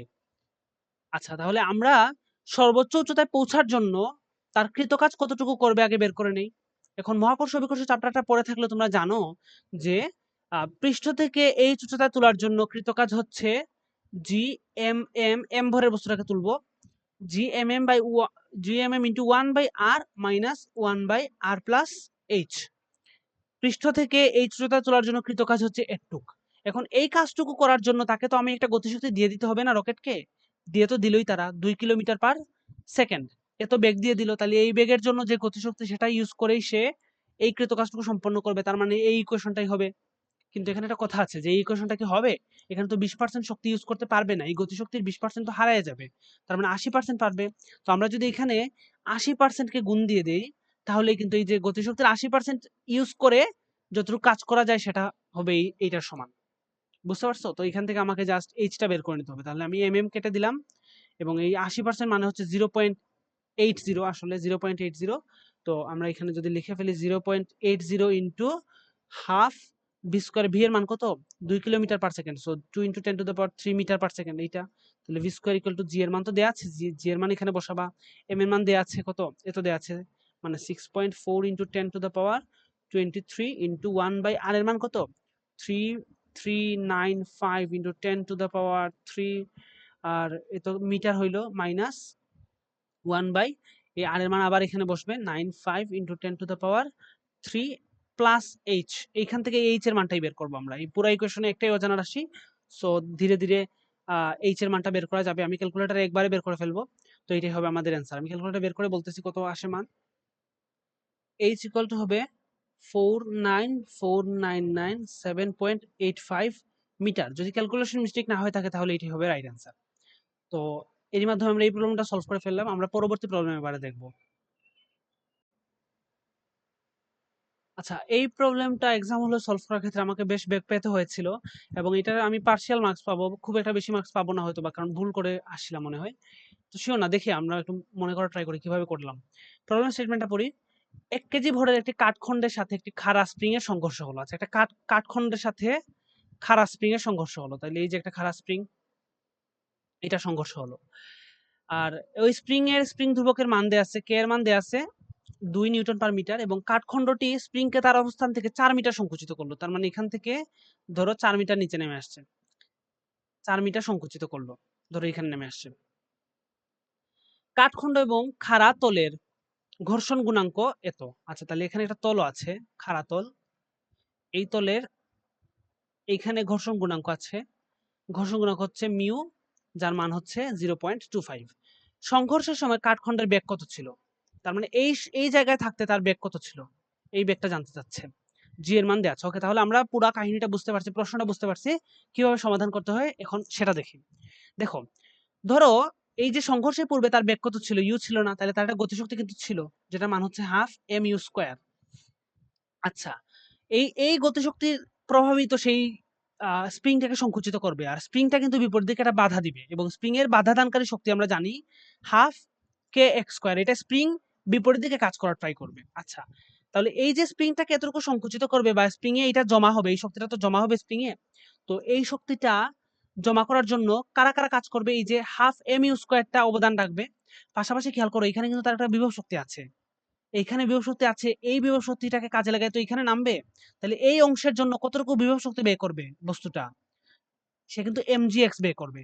তাহলে এই যে এমজি এক্স, এই দুইটা শক্তির যোগফলই হবে সঞ্চিত শক্তি স্প্রিং এর মধ্যে। তাহলে স্প্রিং এর মধ্যে সঞ্চিত শক্তি কত হবে? এই যে এখানে যে গতিশক্তিটা ছিল সেটা 0 হয়ে গেছে, তার মানে পুরো গতিশক্তিটা সঞ্চিত হবে, প্লাস এই জায়গা থেকে এই জায়গায় নেমে যে আসলো, এখানে একটা বিভব শক্তি কি লস হইলো না? এই বিভব শক্তিটাও তো এই স্প্রিং এর মধ্যে জমা থাকবে, তার মানে এই দুইটার যোগফলই হবে স্প্রিং এর মধ্যে সঞ্চিত শক্তি। তাহলে এই ইকুয়েশনটা কিভাবে হলো তোমরা আশা করি বুঝতে পারতেছো। আবার একটু বলে দেই যে এখানে একটা গতিশক্তি বেগ ছিল, তো এখানে একটা গতিশক্তি ছিল, যখন সংকুচিত করলো তখন তো গতিশক্তি 0 হয়ে গেল, যেহেতু বেগ 0 হয়ে যাবে, তার মানে এই পুরা গতিশক্তিটাই সঞ্চিত হবে, একটা কথা। দ্বিতীয়ত, এই জায়গায় একটা বিভব শক্তি ছিল না, যেহেতু সে নিচে নেমে আসলো, তার মানে কি এই বিভব শক্তিটাও কি এই স্প্রিং এর মধ্যে জমা হয়ে যাবে না? তার মানে ঠিক আছে, তার মানে এই হচ্ছে গতিশক্তি প্লাস এই বিভব শক্তি, এই দুইটা শক্তি জমা হবে কোথায়? স্প্রিং এর মধ্যে সঞ্চিত শক্তি হিসেবে। তাহলে এই হচ্ছে আমার ইকুয়েশন। এখান থেকে আমাকে বের করতে হবে তার ইউটা কত ছিল। তাহলে এখানে ডাটাগুলো বসায় দেই। হাফ এম এর মান কত? এম মান হচ্ছে 1 কেজি, ইন্টু তার ইউ তো আমরা জানি না, ইউ স্কোয়ার থাকলেও জানা হিসেবে, এম কত 1 কেজি ইন্টু 9.8 ইন্টু এক্স এর ভ্যালু কত? এক্স এর ভ্যালু হচ্ছে 4 মিটার সংকুচিত করলো, সো 4 আসলো ইকুয়াল টু হাফ, কে এর মান হচ্ছে 2 নিউটন পার মিটার, সো 2 বসাইলাম, এক্স এর মান হচ্ছে 4 স্কয়ার। এখান থেকে আমরা ইউ এর মানটা যদি সমাধান করি কত আসে একটু দেখি। আচ্ছা, এখানে একটা ঘাপলা আছে। এখানে ইউ স্কয়ারের মানটা চলে আসে -46.4। এখন যদি ইউ স্কয়ার মান এটা চলে আসে, তাহলে ইউ এর মান কি কোনো বাস্তব মান পাওয়া যাবে? ইউ এর মান কিন্তু বাস্তব মান পাওয়া যাবে না। মানে এখানে একটা রুট ওভার, যদি রুট ওভার নিচে যদি মাইনাস চলে আসে, তাহলে কিন্তু বাস্তব মান পাওয়া যাবে না। এটা হচ্ছে এই প্রশ্নের অসঙ্গতি। প্রশ্নতে ডাটাগুলো ওইভাবে অ্যারেঞ্জ করা হয়েছে যাতে করে এটা আর কি কোনো বাস্তব মান আসেই না। তো এই জন্যই আসলে পরীক্ষার হলে যখন আমি জানি না এই কোয়েশ্চনটা আমি বসাইছিলাম কিনা, বাট আমার অ্যান্সারে নেগেটিভ আসছিল, এটা আমার মনে আছে। তো অ্যান্সারে যখন নেগেটিভ আসছিল, তখন আমি আসলে বুঝলাম যে আমার তাহলে আমার মনে হয় কোয়েশ্চন ঠিক নাই। কারণ বইয়ের তো প্রশ্ন ভুল করার কথা না সাধারণত এইভাবে। কারণ প্রশ্নের ডাটা তো এইরকম থাকার কথা না। তো এইজন্য আসলে এটাকে আমি ভালোভাবে সমাধান করে দিয়ে আসতে পারি নাই, যে কারণে আমি ভেবে নিছিলাম যে এটাতে আমি পার্সিয়াল মার্কস পাবো। তো প্রসিডিউরটা ঠিক আছে, এইভাবেই হবে। যদি এখানে ডাটাগুলা সঙ্গতিপূর্ণ হইতো, তাহলে কিন্তু ভালো একটা ভ্যালুই এখানে আসতো। তো এইভাবেই আসলে সমাধান করতে হবে। আচ্ছা, তাহলে এই প্রবলেমটা গেল। আমরা এখন পরবর্তী প্রবলেমে দেখব। এবারের এই প্রবলেমটি হচ্ছে আদর্শ গ্যাস চ্যাপ্টারের প্রবলেম, এবং এটা একটু ভিন্ন ধাঁচের প্রবলেম। কারণ আমাদেরকে সাধারণত কোনো একটা পাত্র দিয়ে বলে যে ওই পাত্রের জন্য পিভি ইকুয়াল টু এনআরটি সূত্র ইউজ করতে হবে। বাট বুয়েট যেহেতু প্রশ্ন করেছে, সো এটা একটা রিয়েল লাইফের সাথে কিছুটা রিলেট করে প্রবলেমটা করেছে। দেখো খেয়াল করে প্রবলেম স্টেটমেন্টটা, যে এখানে কি বললো, যখন একজন ব্যক্তি শ্বাস নেয়, তখন তার ফুসফুসে তাপমাত্রা হচ্ছে 37 ডিগ্রি সেন্টিগ্রেড তাপমাত্রা, ও 1 বায়ুমণ্ডলের চাপে, তার মানে 1 চাপ এখানে দেওয়া আছে। আচ্ছা, চাপে 5.5 লিটার বাতাস ধরে রাখতে পারে। তার মানে ধরো এই হচ্ছে ফুসফুস, এইখানে টি দেয়া আছে, প্রেসার দেয়া আছে, এবং টোটাল আয়তন দেয়া আছে, টোটাল বাতাস ধরে রাখার আয়তন দেয়া আছে 5.5 লিটার। এই বাতাসে অক্সিজেনের পরিমাণ হচ্ছে 21%। তার ফুসফুস কতটি অক্সিজেন অণু ধরে রাখতে পারবে? আচ্ছা, দেখো এখানে যে আয়তনটা দেয়া আছে, যতটুকু বাতাস ধরে রাখতে পারে, তার আয়তন কিন্তু 5.5 লিটার। এই আয়তনের পুরা অংশটুকু কিন্তু অক্সিজেন নাই, মাত্র 21% আছে। তার মানে আমরা যদি এই আয়তনের মধ্যে কতটি অণু আছে সেটি বের করে ফেলি, সেই অণুরও 21% অণু থাকবে অক্সিজেন। আচ্ছা, আমরা প্রবলেমটি সলভ করে ফেলি, তাইলে তোমরা এই বিষয়টাও ধরতে পারবে। তাহলে দেখো এখানে টি দেয়া আছে, পি দেয়া আছে, এবং টোটাল আয়তন দেয়া আছে। আর আমরা জানি পিভি ইজ ইকুয়াল টু হচ্ছে এনআরটি। এখানে এন এর পরিচয়টা হচ্ছে মূল সংখ্যা, আর এই এনটাকে লেখা যায় PV is equal to N by N A. এই এন হচ্ছে অণুর সংখ্যা, আর এই এন এ হচ্ছে অ্যাভোগাড্রো নাম্বার। আর এখানে থাকলো আর টি। আচ্ছা, তাহলে এখান থেকে যদি আমরা এন এর ভ্যালুটা বের করতে যাই, তাহলে এন ইকুয়াল টু হবে PV N A divided by R T. আচ্ছা, তাহলে এখান থেকে এই এন এর পরিমাণটা হবে, ভ্যালুগুলা বসায় দিই, 1 এটিএম বসাইলাম, আর ভি এর মানটা হবে 5.5, আর এন এর ভ্যালুটা হবে 6.023 ইন্টু 10⁻23 ডিভাইডেড বাই আর এর মান হচ্ছে 0.082। কেন এই ভ্যালুটা বসাইলাম? 8.314 কেন বসাইলাম না? কারণ এই যে এখানে আমরা এটিএম এবং লিটারে বসাইছি চাপ এবং আয়তনকে, এই জন্য এখানে 0.082 হবে। যদি এখানে চাপটাকে পেস্কেল এবং আয়তনটাকে যদি আমরা মিটার কিউবে বসাইতাম, তাহলে কিন্তু আমরা 8.314 joule per kg per kelvin বসাইতাম। বাট এখানে বসাইতে হবে 0.082, যেহেতু এখানে বসালাম এটিএম এবং লিটারে আয়তনটা। আচ্ছা, আর এখানে টি এর মান দেওয়া আছে 37 degree centigrade, that means 310 kelvin. Okay, তাহলে এই ইকুয়েশনটা যদি সলভ করি, তাহলে এন এর মান কত আসে দেখি। n ইকুয়াল টু 1.303 ইন্টু 10⁻23 টি অণু। একটা বিষয় খেয়াল করে দেখো, এখানে ভি কত বসালাম? ভি বসালাম কিন্তু ফুসফুসের পুরো আয়তনটাই বসাইছি। এর মধ্যে মধ্যে কিন্তু পুরো আয়তনটা জুড়ে কিন্তু অক্সিজেন থাকে না, অক্সিজেন থাকে মাত্র 21%। তার মানে পুরো আয়তনে যতটা অণু আছে, তার 21% কিন্তু অক্সিজেনের অণু সংখ্যা হবে। তাহলে আমরা লিখে দিলাম N of oxygen equal to হচ্ছে 21% অফ টোটাল অণু। তার মানে এখান থেকে পাইলাম 0.21 ইন্টু এই যে এন এর নাম্বারটা বসাই দাও, এবং এই যে সমাধানটা আসবে সেটাই হবে আমার অক্সিজেন অণুর সংখ্যা। তাহলে সেই ভ্যালুটা আসে 0.21 ইন্টু, আমরা যদি এন এর ভ্যালুটা বসাইয়ে দিই 1.303 ইন্টু 10⁻23, তাহলে আমাদের সলিউশনটা হলো 2.736 ইন্টু 10⁻22 টি অণু, অক্সিজেন অণু এতটি। আশা করি এই প্রবলেমটাও তোমরা ভালোভাবে বুঝতে পেরেছো। ওকে, এবারের এই প্রবলেমটি সেমিকন্ডাক্টর চ্যাপ্টার থেকে আসা বেশ কনসেপচুয়াল একটা প্রবলেম। তো প্রবলেম স্টেটমেন্টটা দেখে নিই। যেখানে দেখা যাচ্ছে যে একটা সিলিকন ডায়োড দেয়া আছে, আর এখানে একটা জার্মেনিয়াম ডায়োড দেয়া আছে। এই যে এই জায়গাতে একটা রোধ দেয়া আছে, এবং তার এক প্রান্ত গ্রাউন্ডিং করা আছে, মানে এখানে 0 ভোল্ট। আচ্ছা, আর এখানে +12 ভোল্ট দেয়া আছে। আচ্ছা, ঠিক আছে। তাহলে সিলিকন এবং জার্মেনিয়াম ডায়োড দুটির নি ভোল্টেজ হচ্ছে 0.7 ভোল্ট এবং 0.3 ভোল্ট। ডায়োড দুটি চিত্র অনুযায়ী সংযুক্ত। আচ্ছা, 4.8 কিলো ওহম রোধের মধ্য দিয়ে কত তড়িৎ প্রবাহিত হবে?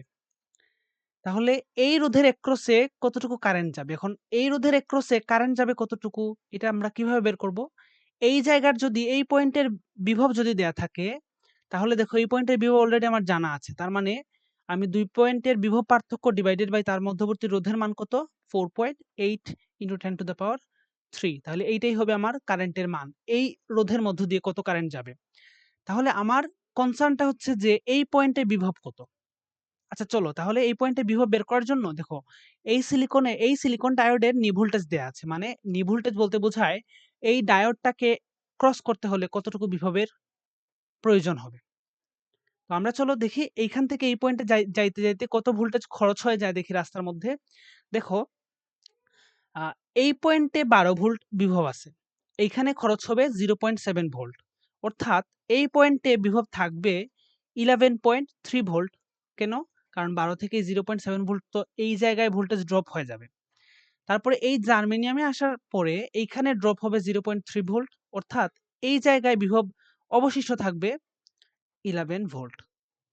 তাহলে এই পয়েন্টের যখন বিভব বের হয়ে যাবে 11 ভোল্ট, এখানে কি করব? জাস্ট এখানে ডাটাগুলো বসায় দিব। বুঝতে পারছো? আচ্ছা, তাহলে I ইকুয়াল টু হবে এখানে V এর ভ্যালু হচ্ছে 11 volt. 11 volt divided 11 minus 0 divided by 4.8 into 10⁻³ এবং এটার কত ভ্যালু আসে? I equal to 2.29 into 10⁻³ ampere. তাহলে এই হয়ে গেল আমার প্রথম প্রশ্নের অ্যান্সার। এখন চলো আমরা ২ নাম্বার প্রশ্নটা বুঝি। ২ নাম্বার প্রশ্নটা আসলে অঙ্ক করার মতো তেমন কিছু নাই, জাস্ট একটা কনসেপ্ট এখানে কাজে লাগবে। কি বলল যে জার্মেনিয়াম ডায়োডটিকে উল্টোভাবে সংযুক্ত করলে রোধের ২ প্রান্তের বিভব পার্থক্য কত হবে? মানে এই রোধের ২ প্রান্তের বিভব পার্থক্য কত হবে? চলো এটাকে উল্টোভাবে একটু কানেক্ট করে দেখি ঘটনাটা কি ঘটবে তাহলে। এখানে আছে সিলিকন ডায়োড আর এইটাকে উল্টো যদি করে দেই আমরা তাহলে এটা এইভাবে হয়ে যাবে। আচ্ছা, আর এখানে থাকলো 4.8 কিলো ওহম আর এখানে হচ্ছে গ্রাউন্ডিং করা। ওকে, তাহলে আমাকে জানতে হবে যে এই ২টা পার্টের বিভব পার্থক্য কত? এখানে আছে +12 ভোল্ট। আচ্ছা, তাহলে সিলিকন ডায়োড কি করবে? দেখো আমরা যদি প্রাথমিকভাবে ধরে নেই যেদিকে কারেন্ট যাবে, প্রাথমিকভাবে যদি ধরে নেই তাহলে এখানে হচ্ছে 12 ভোল্ট। এখানে মানে সিলিকনের যেহেতু নি ভোল্টেজ হচ্ছে 0.7 তাহলে এখানে 0.7 ভোল্টেজের ড্রপ হবে এবং এখানে হবে 11.3 ভোল্ট। কিন্তু এখন ব্যাপারটা হচ্ছে যে এই যে জার্মেনিয়াম ডায়োডটা আছে, জার্মেনিয়াম ডায়োডের পি প্রান্ত কোনটা? এইটা এবং এন প্রান্ত হচ্ছে এইটা। এখন আমরা যখন ডায়োড পড়েছিলাম তখন মানে তুমি যদি ডায়োড পড়ে থাকো তাহলে তোমার জানার কথা যে একটা ডায়োডের মধ্যে যদি আমরা পজিটিভ পি টাইপের দিকে যদি ব্যাটারির পজিটিভ প্রান্ত দেই তাহলে সম্মুখ সম্মুখে ঝুঁকে থাকে কারেন্টের ফ্লোটা। আর যদি আমরা উল্টো কাহিনী করে দিই যে আমরা যদি এন এর দিকে ব্যাটারির পজিটিভ প্রান্তটা দিয়ে দিই, ব্যাটারির পজিটিভ প্রান্তটা যদি আমরা এন এর দিকে দিয়ে দিই তাইলে কিন্তু এখানে যে ডিপ্লেশন লেয়ারটা থাকে এটা আরো বড় হয়ে যায় এবং এইটার মধ্য দিয়ে কোনো কারেন্ট যায় না। তাহলে এই জার্মেনিয়ামের ক্ষেত্রে সেম ঘটনাটা ঘটবে। যেহেতু এই অংশেতে 11.3 ভোল্ট এবং ওইদিকে কম তুলনামূলক, ওইদিকে তুলনামূলক যেহেতু কম থাকবে ভোল্টেজটা, সো এইখানে ডিপ্লেশন লেয়ারটা জার্মেনিয়ামের আরো বড় হয়ে যাবে এবং এইজন্য এটার মধ্য দিয়ে কোনো কারেন্ট এদিকে কিন্তু যাবে না। আমি আশা করি কনসেপ্টটা তোমরা এখান থেকে বুঝতে পারছো। এই যে আম বেরিয়ার ভোল্টেজ বা এখানে যে ডিপ্লেশন লেয়ারটা যে বড় হয়ে যাওয়ার কারণে এদিকে কোনো কারেন্ট যায় না। সো যদি কারেন্ট না যায়, দেখো যদি এই লাইনের মধ্য দিয়ে কারেন্ট না যায় কখন? যখন জার্মেনিয়ামটাকে উল্টাইয়া দিলাম, তাহলে কি হবে? এই রোধের ২ প্রান্তে কি ভোল্টেজের কোনো ড্রপ হবে? এদিকে তো কোনো কারেন্টই যাচ্ছে না।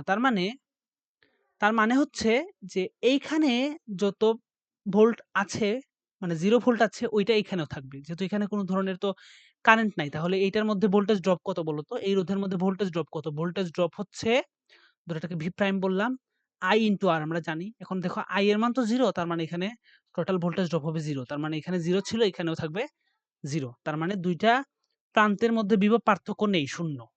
তো তোমরা এইভাবে লিখে দিবে যে যদি জার্মেনিয়ামকে আমরা উল্টোভাবে সংযুক্ত করি তাহলে এই লাইনের মধ্যে দিয়ে কোনো কারেন্ট প্রবাহিত হবে না। যে কারণে এই দুই প্রান্তের মধ্যকার ভোল্টেজ পতন বা ভোল্টেজের ব্যবধান হচ্ছে I ইনটু R, আর I এর মান 0 হওয়ার কারণে 0 ভোল্ট। আশা করছি যে এই প্রবলেমটাও তোমরা বুঝতে পারছো। আমরা চলো পরবর্তী প্রবলেমে এখন যাই। এই প্রবলেমটি বেসিক একটা ল এর সাহায্যে করে ফেলা যায়, বাট আমরা সচরাচর যে প্রবলেমগুলো প্র্যাকটিস করি এই প্রবলেমটা ওই প্রবলেমগুলোর মতো না হওয়ার কারণে আর কি পরীক্ষার হলে আমি প্যানিক করার কারণে এই প্রবলেমটা পুরোপুরি করতে পারিনি, পার্শিয়াল পাবো বলে আশা করছি আর কি। তো চলো আমরা প্রবলেমটা সলভ করার মাধ্যমে প্রবলেমটা সম্বন্ধে জেনে নিই।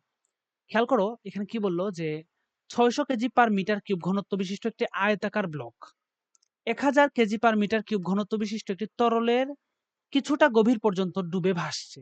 চলো আমরা এটা একটু ড্র করে বোঝার চেষ্টা করি। এই হচ্ছে তরল, এই হচ্ছে তরল, এই তরলে একটি ব্লক কিছুটা ডুবে ভাসছে। তাহলে এই হচ্ছে ব্লক, এটা তো 3D ব্লক। সো আমি এটা কতটুকু ড্র করতে পারবো জানি না, দেখো বুঝতে পারো কিনা যে একটু আর কি ধরো এটা ডুবে ডুবে ভাসতেছে, মানে এই অংশটুকু উপরে, এর উপরের অংশটুকু হচ্ছে পানির উপরে আছে, আর এই অংশটুকু পানির নিচে আছে। আচ্ছা, তাহলে ব্লকটি কত গভীরতা পর্যন্ত ডুবছিল, ব্লকটি কত গভীরতা পর্যন্ত ডুবছিল মানে এই যে এই অংশের হাইটটা বের করতে হবে। আচ্ছা, এটাকে আমরা এইচ বললাম, যে কতটুকু ডুবছিল সেটাকে আমরা এইচ বললাম। যদি ব্লকটিকে তরলের মধ্যে সম্পূর্ণরূপে ডুবানো হয়, আচ্ছা এই অংশটা পরে করতেছি, এই অংশটা আরেকটা পোর্শন, আর প্রথম এই পোর্শনটা আমরা করে ফেলি যে ব্লকটি কত গভীরতা পর্যন্ত ডুবছিল। তো এখানে আর্কিমিডিসের সূত্রটা আর কি কাজে লাগবে। এখানে যে বিষয়টা আমরা বলবো সেটা হচ্ছে কোন একটি বস্তু পানিতে ভেসে থাকার বেলায় ওই বস্তুর ওজনটা হয় ওই বস্তু কর্তৃক অপসারিত পানির ওজনের সমান। তাহলে এই যে বস্তুর ওজন মানে এটা হচ্ছে বস্তুর ভর, টোটাল ভর, এটা হচ্ছে বস্তুর টোটাল ভর, আর দ্বিগুণ করলে পাইলাম বস্তুর ওজন, এটা হবে বস্তু কর্তৃক অপসারিত তরলের ওজনের সমান। বস্তু কর্তৃক অপসারিত তরলের ওজন, অপসারিত তরলের ওজন, তরলের ওজন। আচ্ছা, তাহলে প্রথম কথা হচ্ছে এখানে তো বস্তুর ভর দেয়া নাই, এখানে তো বস্তুর ভর দেয়া নাই, তো আমরা এই এমটা কোথা থেকে পাবো? তো চলো এই এমটা কোথা থেকে পাবো একটু বুঝে নিই। যে বস্তুর যদি ক্ষেত্রফল হয় এ, আর উচ্চতা যদি টোটাল উচ্চতা যদি হয় এইচ, তাহলে আমরা জানি এম ইজ ইকুয়াল টু হচ্ছে rho equal to M by V, so M equal to হচ্ছে রো ভি। তাহলে এই রোটা কি বক্সের, মানে বস্তুটার ঘনত্বকে আমরা বলবো রো বক্স, আর তরলের ঘনত্বকে বলবো রো ওয়াটার। আচ্ছা, তাহলে এইটা হচ্ছে বস্তুর ভর। তাহলে এটাকে যদি এখানে, আচ্ছা ভি, ভি এর বদলে তো আমরা লিখবো যে এ ইন্টু এইচ। তাহলে চলো লিখে ফেলি এ এইচ, আর হচ্ছে রো বক্স, আর হচ্ছে তার সাথে গুণ দিব জি। তাহলে এইটা হচ্ছে বস্তুর ওজন টোটাল। এখন দেখো বস্তু কর্তৃক অপসারিত তরলের ওজন কতটুকু। আচ্ছা, বস্তু কতটুকু আয়তনের পানিকে অপসারিত করছে, তোমরা এই বিষয়টা কি বুঝতে পারতেছো? যে বস্তু কতটুকু আয়তনের পানিকে অপসারিত করতেছে। বস্তুর দেখো এই যে এইচ উচ্চতার পর্যন্ত, মানে এইচ গভীরতা পর্যন্ত বস্তুটা নিচে গেল, আর বস্তুর ক্ষেত্রফল কত, বস্তুর ক্ষেত্রফল আমরা ধরে নিছিলাম এ, এই যে এখানে বস্তুর ক্ষেত্রফল ধরে নিছিলাম এ। এই এইচ আর এই স্মল এইচটাকে কিন্তু মিলায়ও না, এই এইচটা হচ্ছে টোটাল উচ্চতা বস্তুর, কিন্তু আমরা যেহেতু অপসারিত পানির ওজন বের করব, তো সেই ক্ষেত্রে বস্তু কতটুকু গভীরতার পানি অপসারিত করছে, এই এইচ পর্যন্ত করছে না। তার মানে আমরা এই যে কতটুকু আয়তনের পানি অপসারিত হবে সেটা একটু বুঝো তো। এই যে পানির আয়তন, যতটুকু পানি অপসারিত হচ্ছে তার আয়তনটা হবে বস্তুর ক্ষেত্রফল ইন্টু বস্তু কতটুকু গভীরতা পর্যন্ত ডুবে আছে, একটু। কিন্তু এটা হচ্ছে অপসারিত পানির আয়তন। তোমরা কি এই বিষয়টা ধরতে পারছো?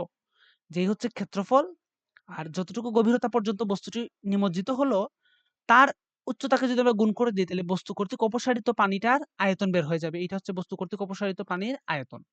আচ্ছা, তাহলে এই আয়তনের পানির ওজন কত হবে? তাহলে এই আয়তনের পানির এম ইন্টু তার জি গুণ করে দিব, এই আয়তনের পানির এম। তাহলে বলো যে এই আয়তনের পানির এম কত হবে? এম ইকুয়াল টু তো আমরা জানি রো ভি, তাহলে এখানে হবে পানির রো হবে, যেহেতু পানির ভর বের করতেছে, পানির রো ইন্টু পানির আয়তন, কতটুকু আয়তন, এই যে এতটুকু পানি অপসারিত হয়েছিল, তার মানে এ এইচ। এই হচ্ছে অপসারিত পানির ভর, এর সাথে জি গুণ করে দিব, তাহলে এই হচ্ছে আমার অপসারিত পানির ওজন। এটা আশা করছি তোমরা বুঝতে পারছো। যদি বুঝতে না পারো আবার এই অংশটুকু একটু দেখে নিও। তাহলে আমরা রো ওয়াটার টোটাল এ মানে হচ্ছে এই যে বস্তুর এ, আর বক্সের এ, আর এখানে হচ্ছে বক্সের যতটুকু নিমজ্জিত আছে সেই এইচ ইন্টু জি। তাহলে এখান থেকে আমাদের বের করার বিষয়টা হচ্ছে কতটুকু নিমজ্জিত ছিল এই এইচটাকে বের করতে হবে। তাহলে এখানে কমন অংশগুলোকে কেটে দেই জি জি, আর এখানে হচ্ছে এই যে এ কেটে দিলাম। তাহলে এই স্মল এইচটাকে বের করতে হবে। সো স্মল এইচ এর মান হবে, আমরা এই ওয়াটারটাকে নিচে নিয়ে যাই, তাহলে এখানে হচ্ছে বক্স বাই ওয়াটার ইনটু এই টোটাল এইচ, এই টোটাল এইচ। তাহলে এইটাই হচ্ছে আমার কতটুকু নিমজ্জিত ছিল। তাহলে এটার এখন তুমি এটাকে ফর্মুলা হিসেবে মনে রাখতে পারো, কারণ ভবিষ্যতে হয়তোবা বারবার কোয়েশ্চেন ব্যাংকে এই ধরনের প্রবলেম এখন আসতে পারে। কি স্মল এইচ হচ্ছে আ যে বস্তুটা ডুবে থাকবে ওই বস্তুটার মানে ভেসে থাকবে যে বস্তু, ওই বস্তুটার আ বাই পানির ইনটু আ টোটাল এইচ। ঠিক আছে? তো এখানে যদি আমরা ডাটাগুলো বসায় দেই যে ৬০০ হচ্ছে বক্সের আর ১০০০ হচ্ছে পানির আর এইচ হচ্ছে বস্তুটার টোটাল উচ্চতা কি দেয়া ছিল? হ্যাঁ, ৮ সেন্টিমিটার দেয়া ছিল। সো আমরা এখানে ৮ সেন্টিমিটার বসায় দিলাম। তাহলে এগুলা যদি কাটাকাটি করি তাহলে কত আসে একটু দেখে নেই। তাহলে এই এইচ এর মান আসলো 4.8 সেন্টিমিটার। কেন সেন্টিমিটার? কারণ এইটাকে সেন্টিমিটারে বসানো হয়েছে, এজন্য এটা সেন্টিমিটারই থাকবে। ওকে। তাহলে আমাদের এই অংশটুকু শেষ হয়ে গেল। যে কতটুকু পর্যন্ত ডুবেছিল সেটা শেষ হয়ে গেল। আমরা এখন আম এর পরবর্তী প্রশ্নের পরবর্তী অংশটাতে প্রবেশ করব। তাহলে আমি এটা একটু মুছে নেই।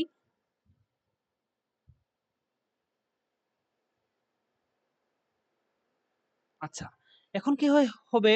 আচ্ছা, এখন তো এই বস্তুটাকে পুরাপুরি ডুবানো হবে। তো আমি পুরাটাই মুছে দিলাম।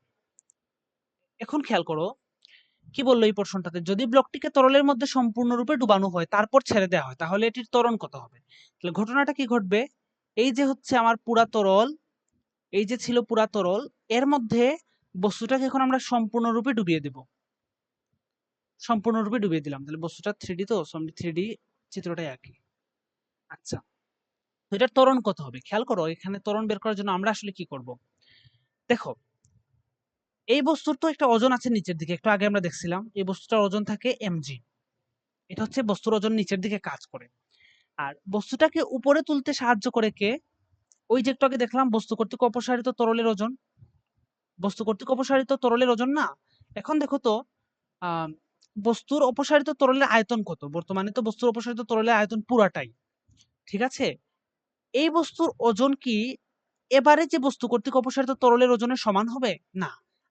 ভেসে থাকার ক্ষেত্রে বস্তু বস্তুর যে ওজন থাকতো আর এই যে অপসারিত তরলের যে ওজন থাকতো এই দুটো সমান হইতো। এই কারণেই তো বস্তুটা ভেসে থাকতো।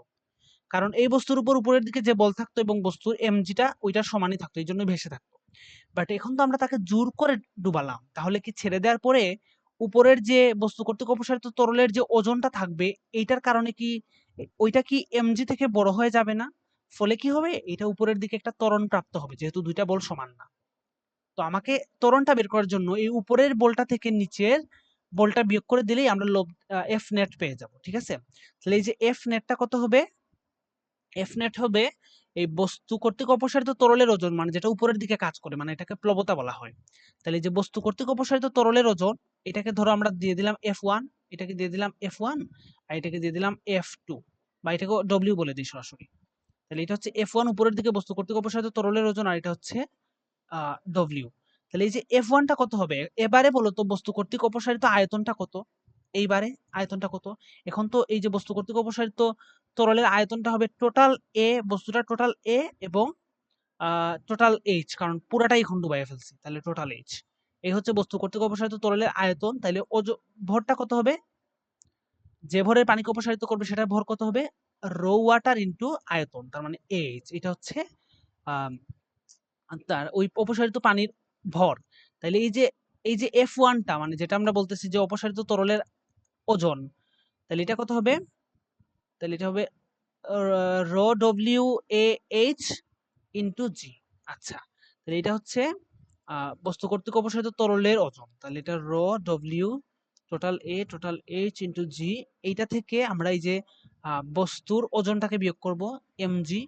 তাহলে এই বলটা তাহলে উপরের দিকে অধিক ক্রিয়া করতেছে, এই জন্য আমরা আসলে বস্তু কর্তৃক অপসারিত তরলের ওজনটাকে আমরা আগে লিখছি, এমজি এর আগে লিখছি। এখন এফ নেট, তো তাহলে আমরা এই বস্তুর ভর হচ্ছে এম আর নেট ত্বরণ হচ্ছে এ নেট। ঠিক আছে?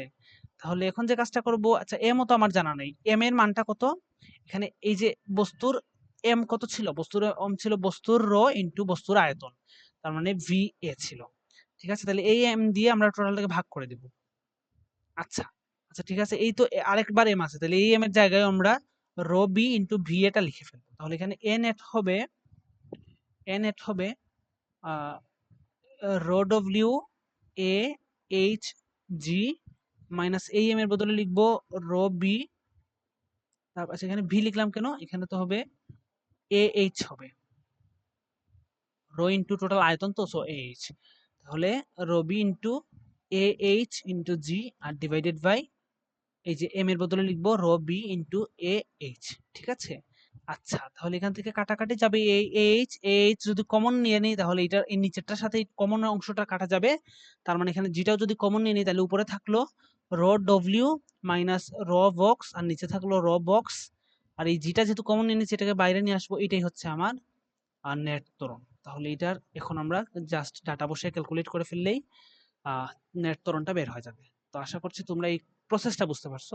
এখন জাস্ট ক্যালকুলেট করে আমি মানটা বসিয়ে দিচ্ছি।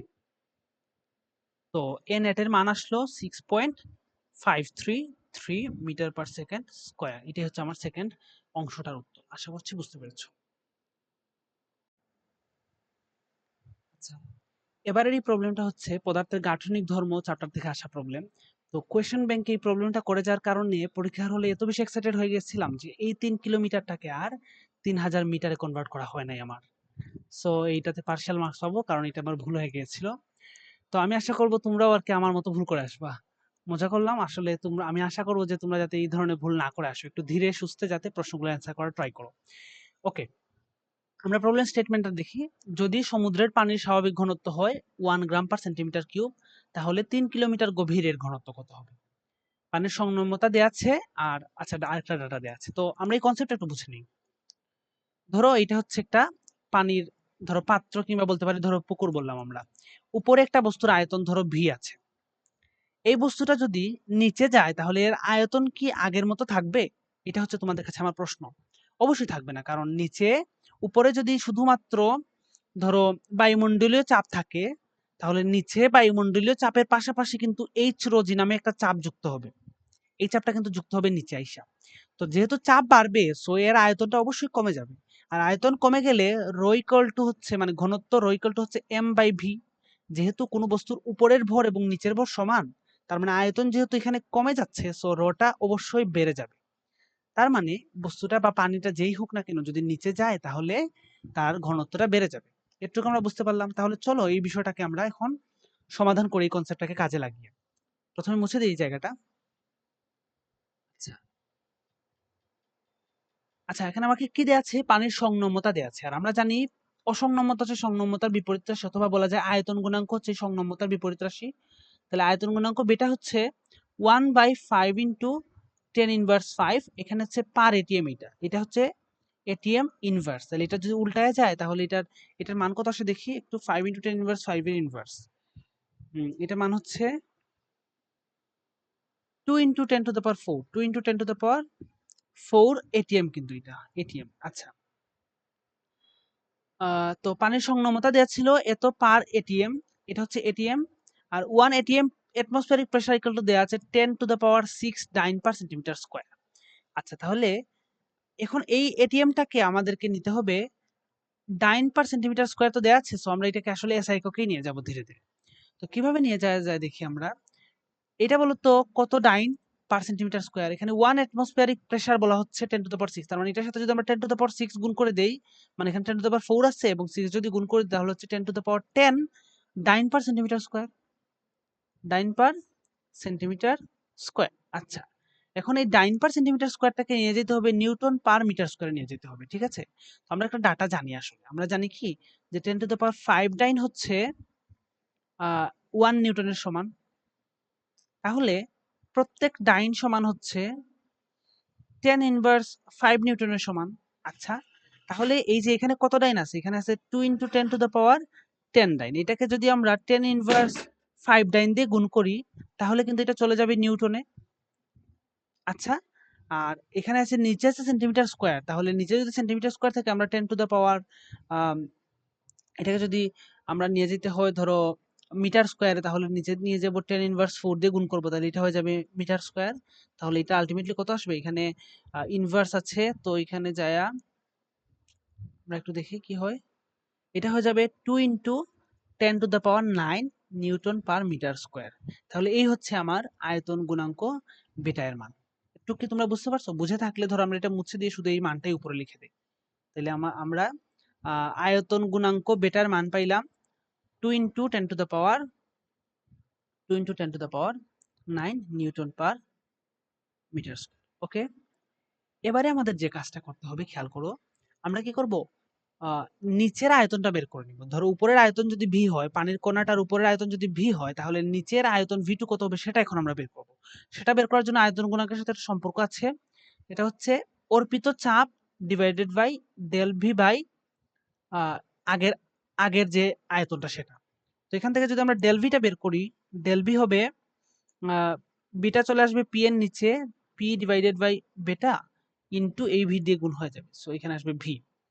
ওকে, তাহলে এই যে পি এর মান হতো অর্পিত চাপ কত, এইচ রো জি, এটা কিন্তু অতিরিক্ত চাপ। উপরে কিন্তু পি ওয়ান ছিলই, নিচেও পি ওয়ান ছিল, সো এই পি ওয়ান বা পি ওয়ানটা কিন্তু যোগ হবে না এই জায়গায়, যেহেতু এটা অতিরিক্ত কোনো চাপ না।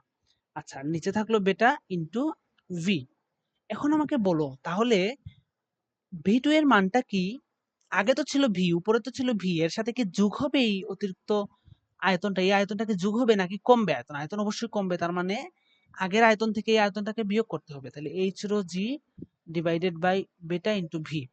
তার মানে এই যে ভিটাকে যদি কমন নিয়ে নিই তাহলে থাকলো কত, 1 minus H rho G divided by বেটা।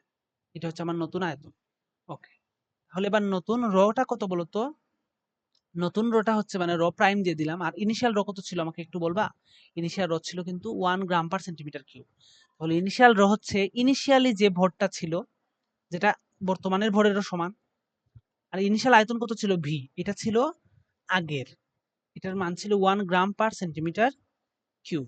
ওকে, আর বর্তমানের রটা কত হবে বলতো? বর্তমানের র কিন্তু হবে বর্তমানের ভর, যেটা এই আগের ভরের সমান, ডিভাইডেড বাই বর্তমানের আয়তন ভি2। তাহলে এই যে এম ডিভাইডেড বাই ভি2 এর মানটা কত দেখো তো, এইটা কত, 1 minus H rho G divided by beta into এই যে ভি। সো এই ভিটা থাকলো এখানে। এখন যে জিনিসটা সেটা হচ্ছে এই যে এম বাই ভি এর যে মানটা আছে, সেই মানটা কিন্তু আমরা জানি 1 গ্রাম পার সেন্টিমিটার কিউব। তাহলে এই 1 গ্রাম পার সেন্টিমিটার কিউব এখানে বসে যাক। আর এই টোটালটার ভ্যালুটা তো আমরা এখন বের করতে পারবো, কারণ এই সবগুলা ডাটা আমাকে দেয়া আছে। তো এখানে ডাটাগুলো বসায় দিই। 1 মাইনাস এইচ কত, 3 কিলোমিটার গভীরে, যেটা আমি 3000 দেই নাই। সো মনে সম্ভবত দেই নাই আর কি। আমার অ্যান্সারটা যেহেতু 3 বসাইলে যে অ্যান্সার আসে ওটার সাথে মিলতেছিল, সো আমার মনে হইলো যে মনে হয় দেই নাই তাড়াহুড়ার ঠেলায়। তো এখানে এইচ রো, এইচ রো এর মান কত? রো এর মান কিন্তু 1000, পানির ঘনত্ব হচ্ছে 1000। আচ্ছা, তাহলে H rho G divided by বেটার মান কত ছিল বের করছিলাম, এখানে 2 × 10⁻⁹। তাহলে এই টোটাল সলিউশনটা কত আসে একটু ক্যালকুলেট করলেই আমাদের অ্যান্সারটা বের হয়ে যাবে। এটা সমাধান আসলো 1.01491 গ্রাম পার সেন্টিমিটার কিউব। তো তোমরা যদি এটাকে মিটার কেজি পার মিটার কিউবে নিতে চাও তাহলে এটা হয়ে যাবে 1000 দিয়ে গুণ হয়ে যাবে, তার মানে 1014.91 কেজি পার মিটার কিউব। তো এটাই হচ্ছে আমাদের সমাধান আসলে। তো একটু ধীরে সুস্থে এই অঙ্কটা করলে আসলে খুব বেশি টাফ হওয়ার কথা না। তো এর পরবর্তী থাকলো আমাদের আরেকটি প্রবলেম, এটা দেখি। আচ্ছা, এটাই হচ্ছে আজকের আমাদের ফিজিক্সের 13টি প্রবলেমের মধ্যে সর্বশেষ প্রবলেম। তো প্রবলেমটি দেখা যাক, চলো দেখি। এখানে কি বললো যে 4 মাইক্রোফ্যারাডের একটি ধারককে 200 ভোল্ট সরবরাহ লাইনের দ্বারা চার্জিত করা হলো। তাহলে 4 মাইক্রোফ্যারাডের একটা ধারক যাকে 200 ভোল্ট সরবরাহ লাইনের মাধ্যমে চার্জিত করা হচ্ছে, 4 মাইক্রোফ্যারাড। অলরাইট, পরবর্তীতে ধারকটিকে সমান সরবরাহ লাইন থেকে বিচ্ছিন্ন করে অন্য একটি অচার্জিত 2 মাইক্রোফ্যারাডের ধারকের সাথে সমান্তরালে যুক্ত করা হলো। তার মানে এই লাইন থেকে খুলে নিয়ে ওই ধারকটাকে আরেকটি 2 মাইক্রোফ্যারাড ধারকের সাথে সমান্তরালে যুক্ত করা হচ্ছে। তার মানে এটা হচ্ছে 4 মাইক্রোফ্যারাড আর এটা হচ্ছে 2 মাইক্রোফ্যারাড। তো এবারে কি বললো যে প্রথম ধারকের ইলেকট্রোস্ট্যাটিক শক্তির কত পরিমাণ তাপ এবং ইলেকট্রোম্যাগনেটিক বিকিরণ হিসাবে হারিয়ে যাবে। আচ্ছা, তাহলে এটা কিভাবে করা যায়? চিন্তা করো যে আপাতত এটাকে যেহেতু ব্যাটারির সাথে যুক্ত করা হয়েছে, এটার কিন্তু একটা টোটাল শক্তি আছে, সঞ্চিত চার্জ আছে, সঞ্চিত শক্তি আছে প্লাস সঞ্চিত চার্জও কিন্তু তার একটা আছে। আচ্ছা, আর যখন এই সিস্টেমটা থেকে এটাকে খুলে নিয়ে এই দুইটা আরেকটা অচার্জিত ধারকের সাথে সমান্তরালে যুক্ত করা হলো, তখন কিন্তু এই টোটাল সিস্টেমের একটা সঞ্চিত শক্তি থাকবে। তাহলে এই কতটুকু হারিয়ে যাবে বলতো? এইখানে যতটুকু সঞ্চিত শক্তি ছিল এর থেকে এই টোটাল সিস্টেমের সঞ্চিত শক্তি যতটুকু কম হবে, মানে এটা যদি ইউ প্রাইম হয় টোটাল সঞ্চিত শক্তি, তাহলে এই ডিফারেন্সটাই কিন্তু আমার হবে এই হারিয়ে যাওয়া মানে বিকিরণ হিসেবে হারিয়ে যাওয়া শক্তির পরিমাণ। তার মানে এটা আমাকে বের করতে হবে। তাহলে চলো প্রথমে আমরা তার সঞ্চিত শক্তি ইউটা বের করে নিই। খেয়াল করে দেখো এই ধারকের ধারকত্ব দেওয়া আছে, তার দুই প্রান্তের বিভব পার্থক্য হচ্ছে 200 ভোল্ট। তো এখানে ইউ এর মান হবে অবশ্যই হাফ সি ভি স্কোয়ার। তো এটা মান কত আসে? হাফ ইন্টু সি এর মান হচ্ছে 4 ইন্টু 10 ইনভার্স 6 এবং আমরা গুণ করবো এর সাথে 200 স্কোয়ার। কত আসে দেখি? U equal to 0.08 joule. আচ্ছা, এখন আরেকটা বিষয় এখানে খেয়াল করো। এখন আমরা যদি এই টোটাল সিস্টেমের সঞ্চিত শক্তি বের করতে চাই, তাহলে এই টোটাল সিস্টেমের ধারকত্ব কত আমাকে বলো তো। সমান্তরাল থাকলে আমরা জানি ধারকত্বকে যোগ করতে হয়। এটা তো সি দিলাম, এটাকে সি প্রাইম দিয়ে দিই, C1 প্লাস C2। তাহলে 2 এবং 4 হইলো 6 মাইক্রোফেরাড, এবং এটাকে যদি আমরা ফেরাডে নিই তাহলে হচ্ছে 6 ইন্টু 10 ইনভার্স 6 ফেরাড। অলরাইট। আচ্ছা, তো এখন যে কাজটা করতে হবে, আমরা যেহেতু এই টোটাল সিস্টেমের সঞ্চিত শক্তি বের করতে চাচ্ছি ইউ প্রাইম, আমরা ইউ এর কতগুলো সূত্র জানি? ইউ ইকুয়াল টু হচ্ছে half CV square, half CV square. তারপরে আমরা আরেকটা সূত্র জানি half Q square by C, এগুলো তো জানি। আচ্ছা, আরেকটা জানি আমরা হাফ কিউ ভি। তো দেখো আমরা এই ডাটা থেকে এইটার যে অলরেডি সঞ্চিত চার্জ আছে, মানে এই যখন ব্যাটারির সাথে দিচ্ছিলাম তখন তার দুই প্রান্তে একটা চার্জ সঞ্চিত হয়ে গিয়েছিল। তো যখন এটাকে খুলে এখানে আইনা যুক্ত করা হবে তখন কিন্তু ওই চার্জটাই এই দুইটা ধারকের মধ্যে কিন্তু ডিস্ট্রিবিউট হয়ে যাবে। কেন ডিস্ট্রিবিউট হবে? কারণ আমরা জানি চার্জের তো কোনো লস বা সৃষ্টি হতে পারে না, অলরেডি মানে শুধুমাত্র এক জায়গা থেকে অন্য জায়গায় ধরো স্থানান্তরিত হতে পারে। তো টোটাল এইটার টোটাল চার্জ এবং এইটার টোটাল চার্জ ডিস্ট্রিবিউট হয়ে টোটাল চার্জটা হবে এই আগের চার্জের সমান। তাহলে চলো এখানে তার দুই প্রান্তে মানে কতটুকু চার্জ সঞ্চিত হয়েছে সেটা একটু বের করে নিই। তাহলে এখানে টোটাল চার্জ কত? কিউ ইজ ইকুয়াল টু আমরা জানি সিভি। তাহলে সি ছিল 4 ইন্টু 10 ইনভার্স 6 আর ভি হচ্ছে 200, এবং এটার ভ্যালু কত আসে? 4 ইন্টু 10 ইনভার্স 6 ইন্টু 200 যদি করি তাহলে এটার ভ্যালু আসলো 8 into 10 inverse 4, 8 into 10 inverse 4 coulomb. আচ্ছা, তাহলে এখন আমাকে বলো এই টোটাল সিস্টেমের চার্জ কত? টোটাল সিস্টেমের চার্জ যত এটাই হবে, কারণ চার্জের তো কোনো ধরনের সৃষ্টি বা ধ্বংস হতে পারে না, যেহেতু সমান্তরালে যুক্ত করছি। সো চার্জটা দুইটা ভাগে ডিস্ট্রিবিউট হয়ে যাবে। তাহলে টোটাল চার্জ কত? টোটাল চার্জ হচ্ছে এইটাই, আগের কিউটাই। তাহলে বলো তো এখন টোটাল সঞ্চিত শক্তি কত হবে? সঞ্চিত শক্তি হচ্ছে half Q square by C, half Q square. এই যে কিউ স্কোয়ার বাই এখানে কিন্তু সি প্রাইম বসাবো, কেননা আমাদের এখন সিস্টেমের টোটাল ধারকত্ব বসাইতে হবে এই জায়গায়। তাহলে হাফ ইন্টু কিউ স্কোয়ারের মান হচ্ছে 8 into 10 inverse 4 square divided by C এর মানটা হচ্ছে 6 ইন্টু 10 ইনভার্স 6। তো এটার ভ্যালু কত আসে একটু দেখে নিই। ভ্যালু আসলো 0.053 জুল। তাহলে এই যে একটা ডিফারেন্স এই দুইটার মধ্যে আছে, এই ডিফারেন্সটাই কিন্তু আসলে শক্তির অপচয়। তার মানে শক্তির অপচয় ডেল ইউ ইকুয়াল টু হচ্ছে 0.08 থেকে আমরা এটা বিয়োগ করে দিব 0.053। তো এটার ভ্যালু কত আসলো? 0.08 থেকে এটা যদি বিয়োগ করে দিই তাহলে আসে 0.026 joule. So that's all for today. I hope তোমরা সবাই এগুলো বুঝতে পারছো যেগুলো বুঝাইলাম। আর যদি না বুঝতে পারো এগুলো একটু অনলাইনে ঘাটাঘাটি করবে, আসলে ঘাটাঘাটির মাধ্যমেই তোমরা কমপ্লেক্স বিষয়গুলো জানতে পারবা। ঠিক আছে, সবাই ভালো থেকো, সুস্থ থেকো। Good bye.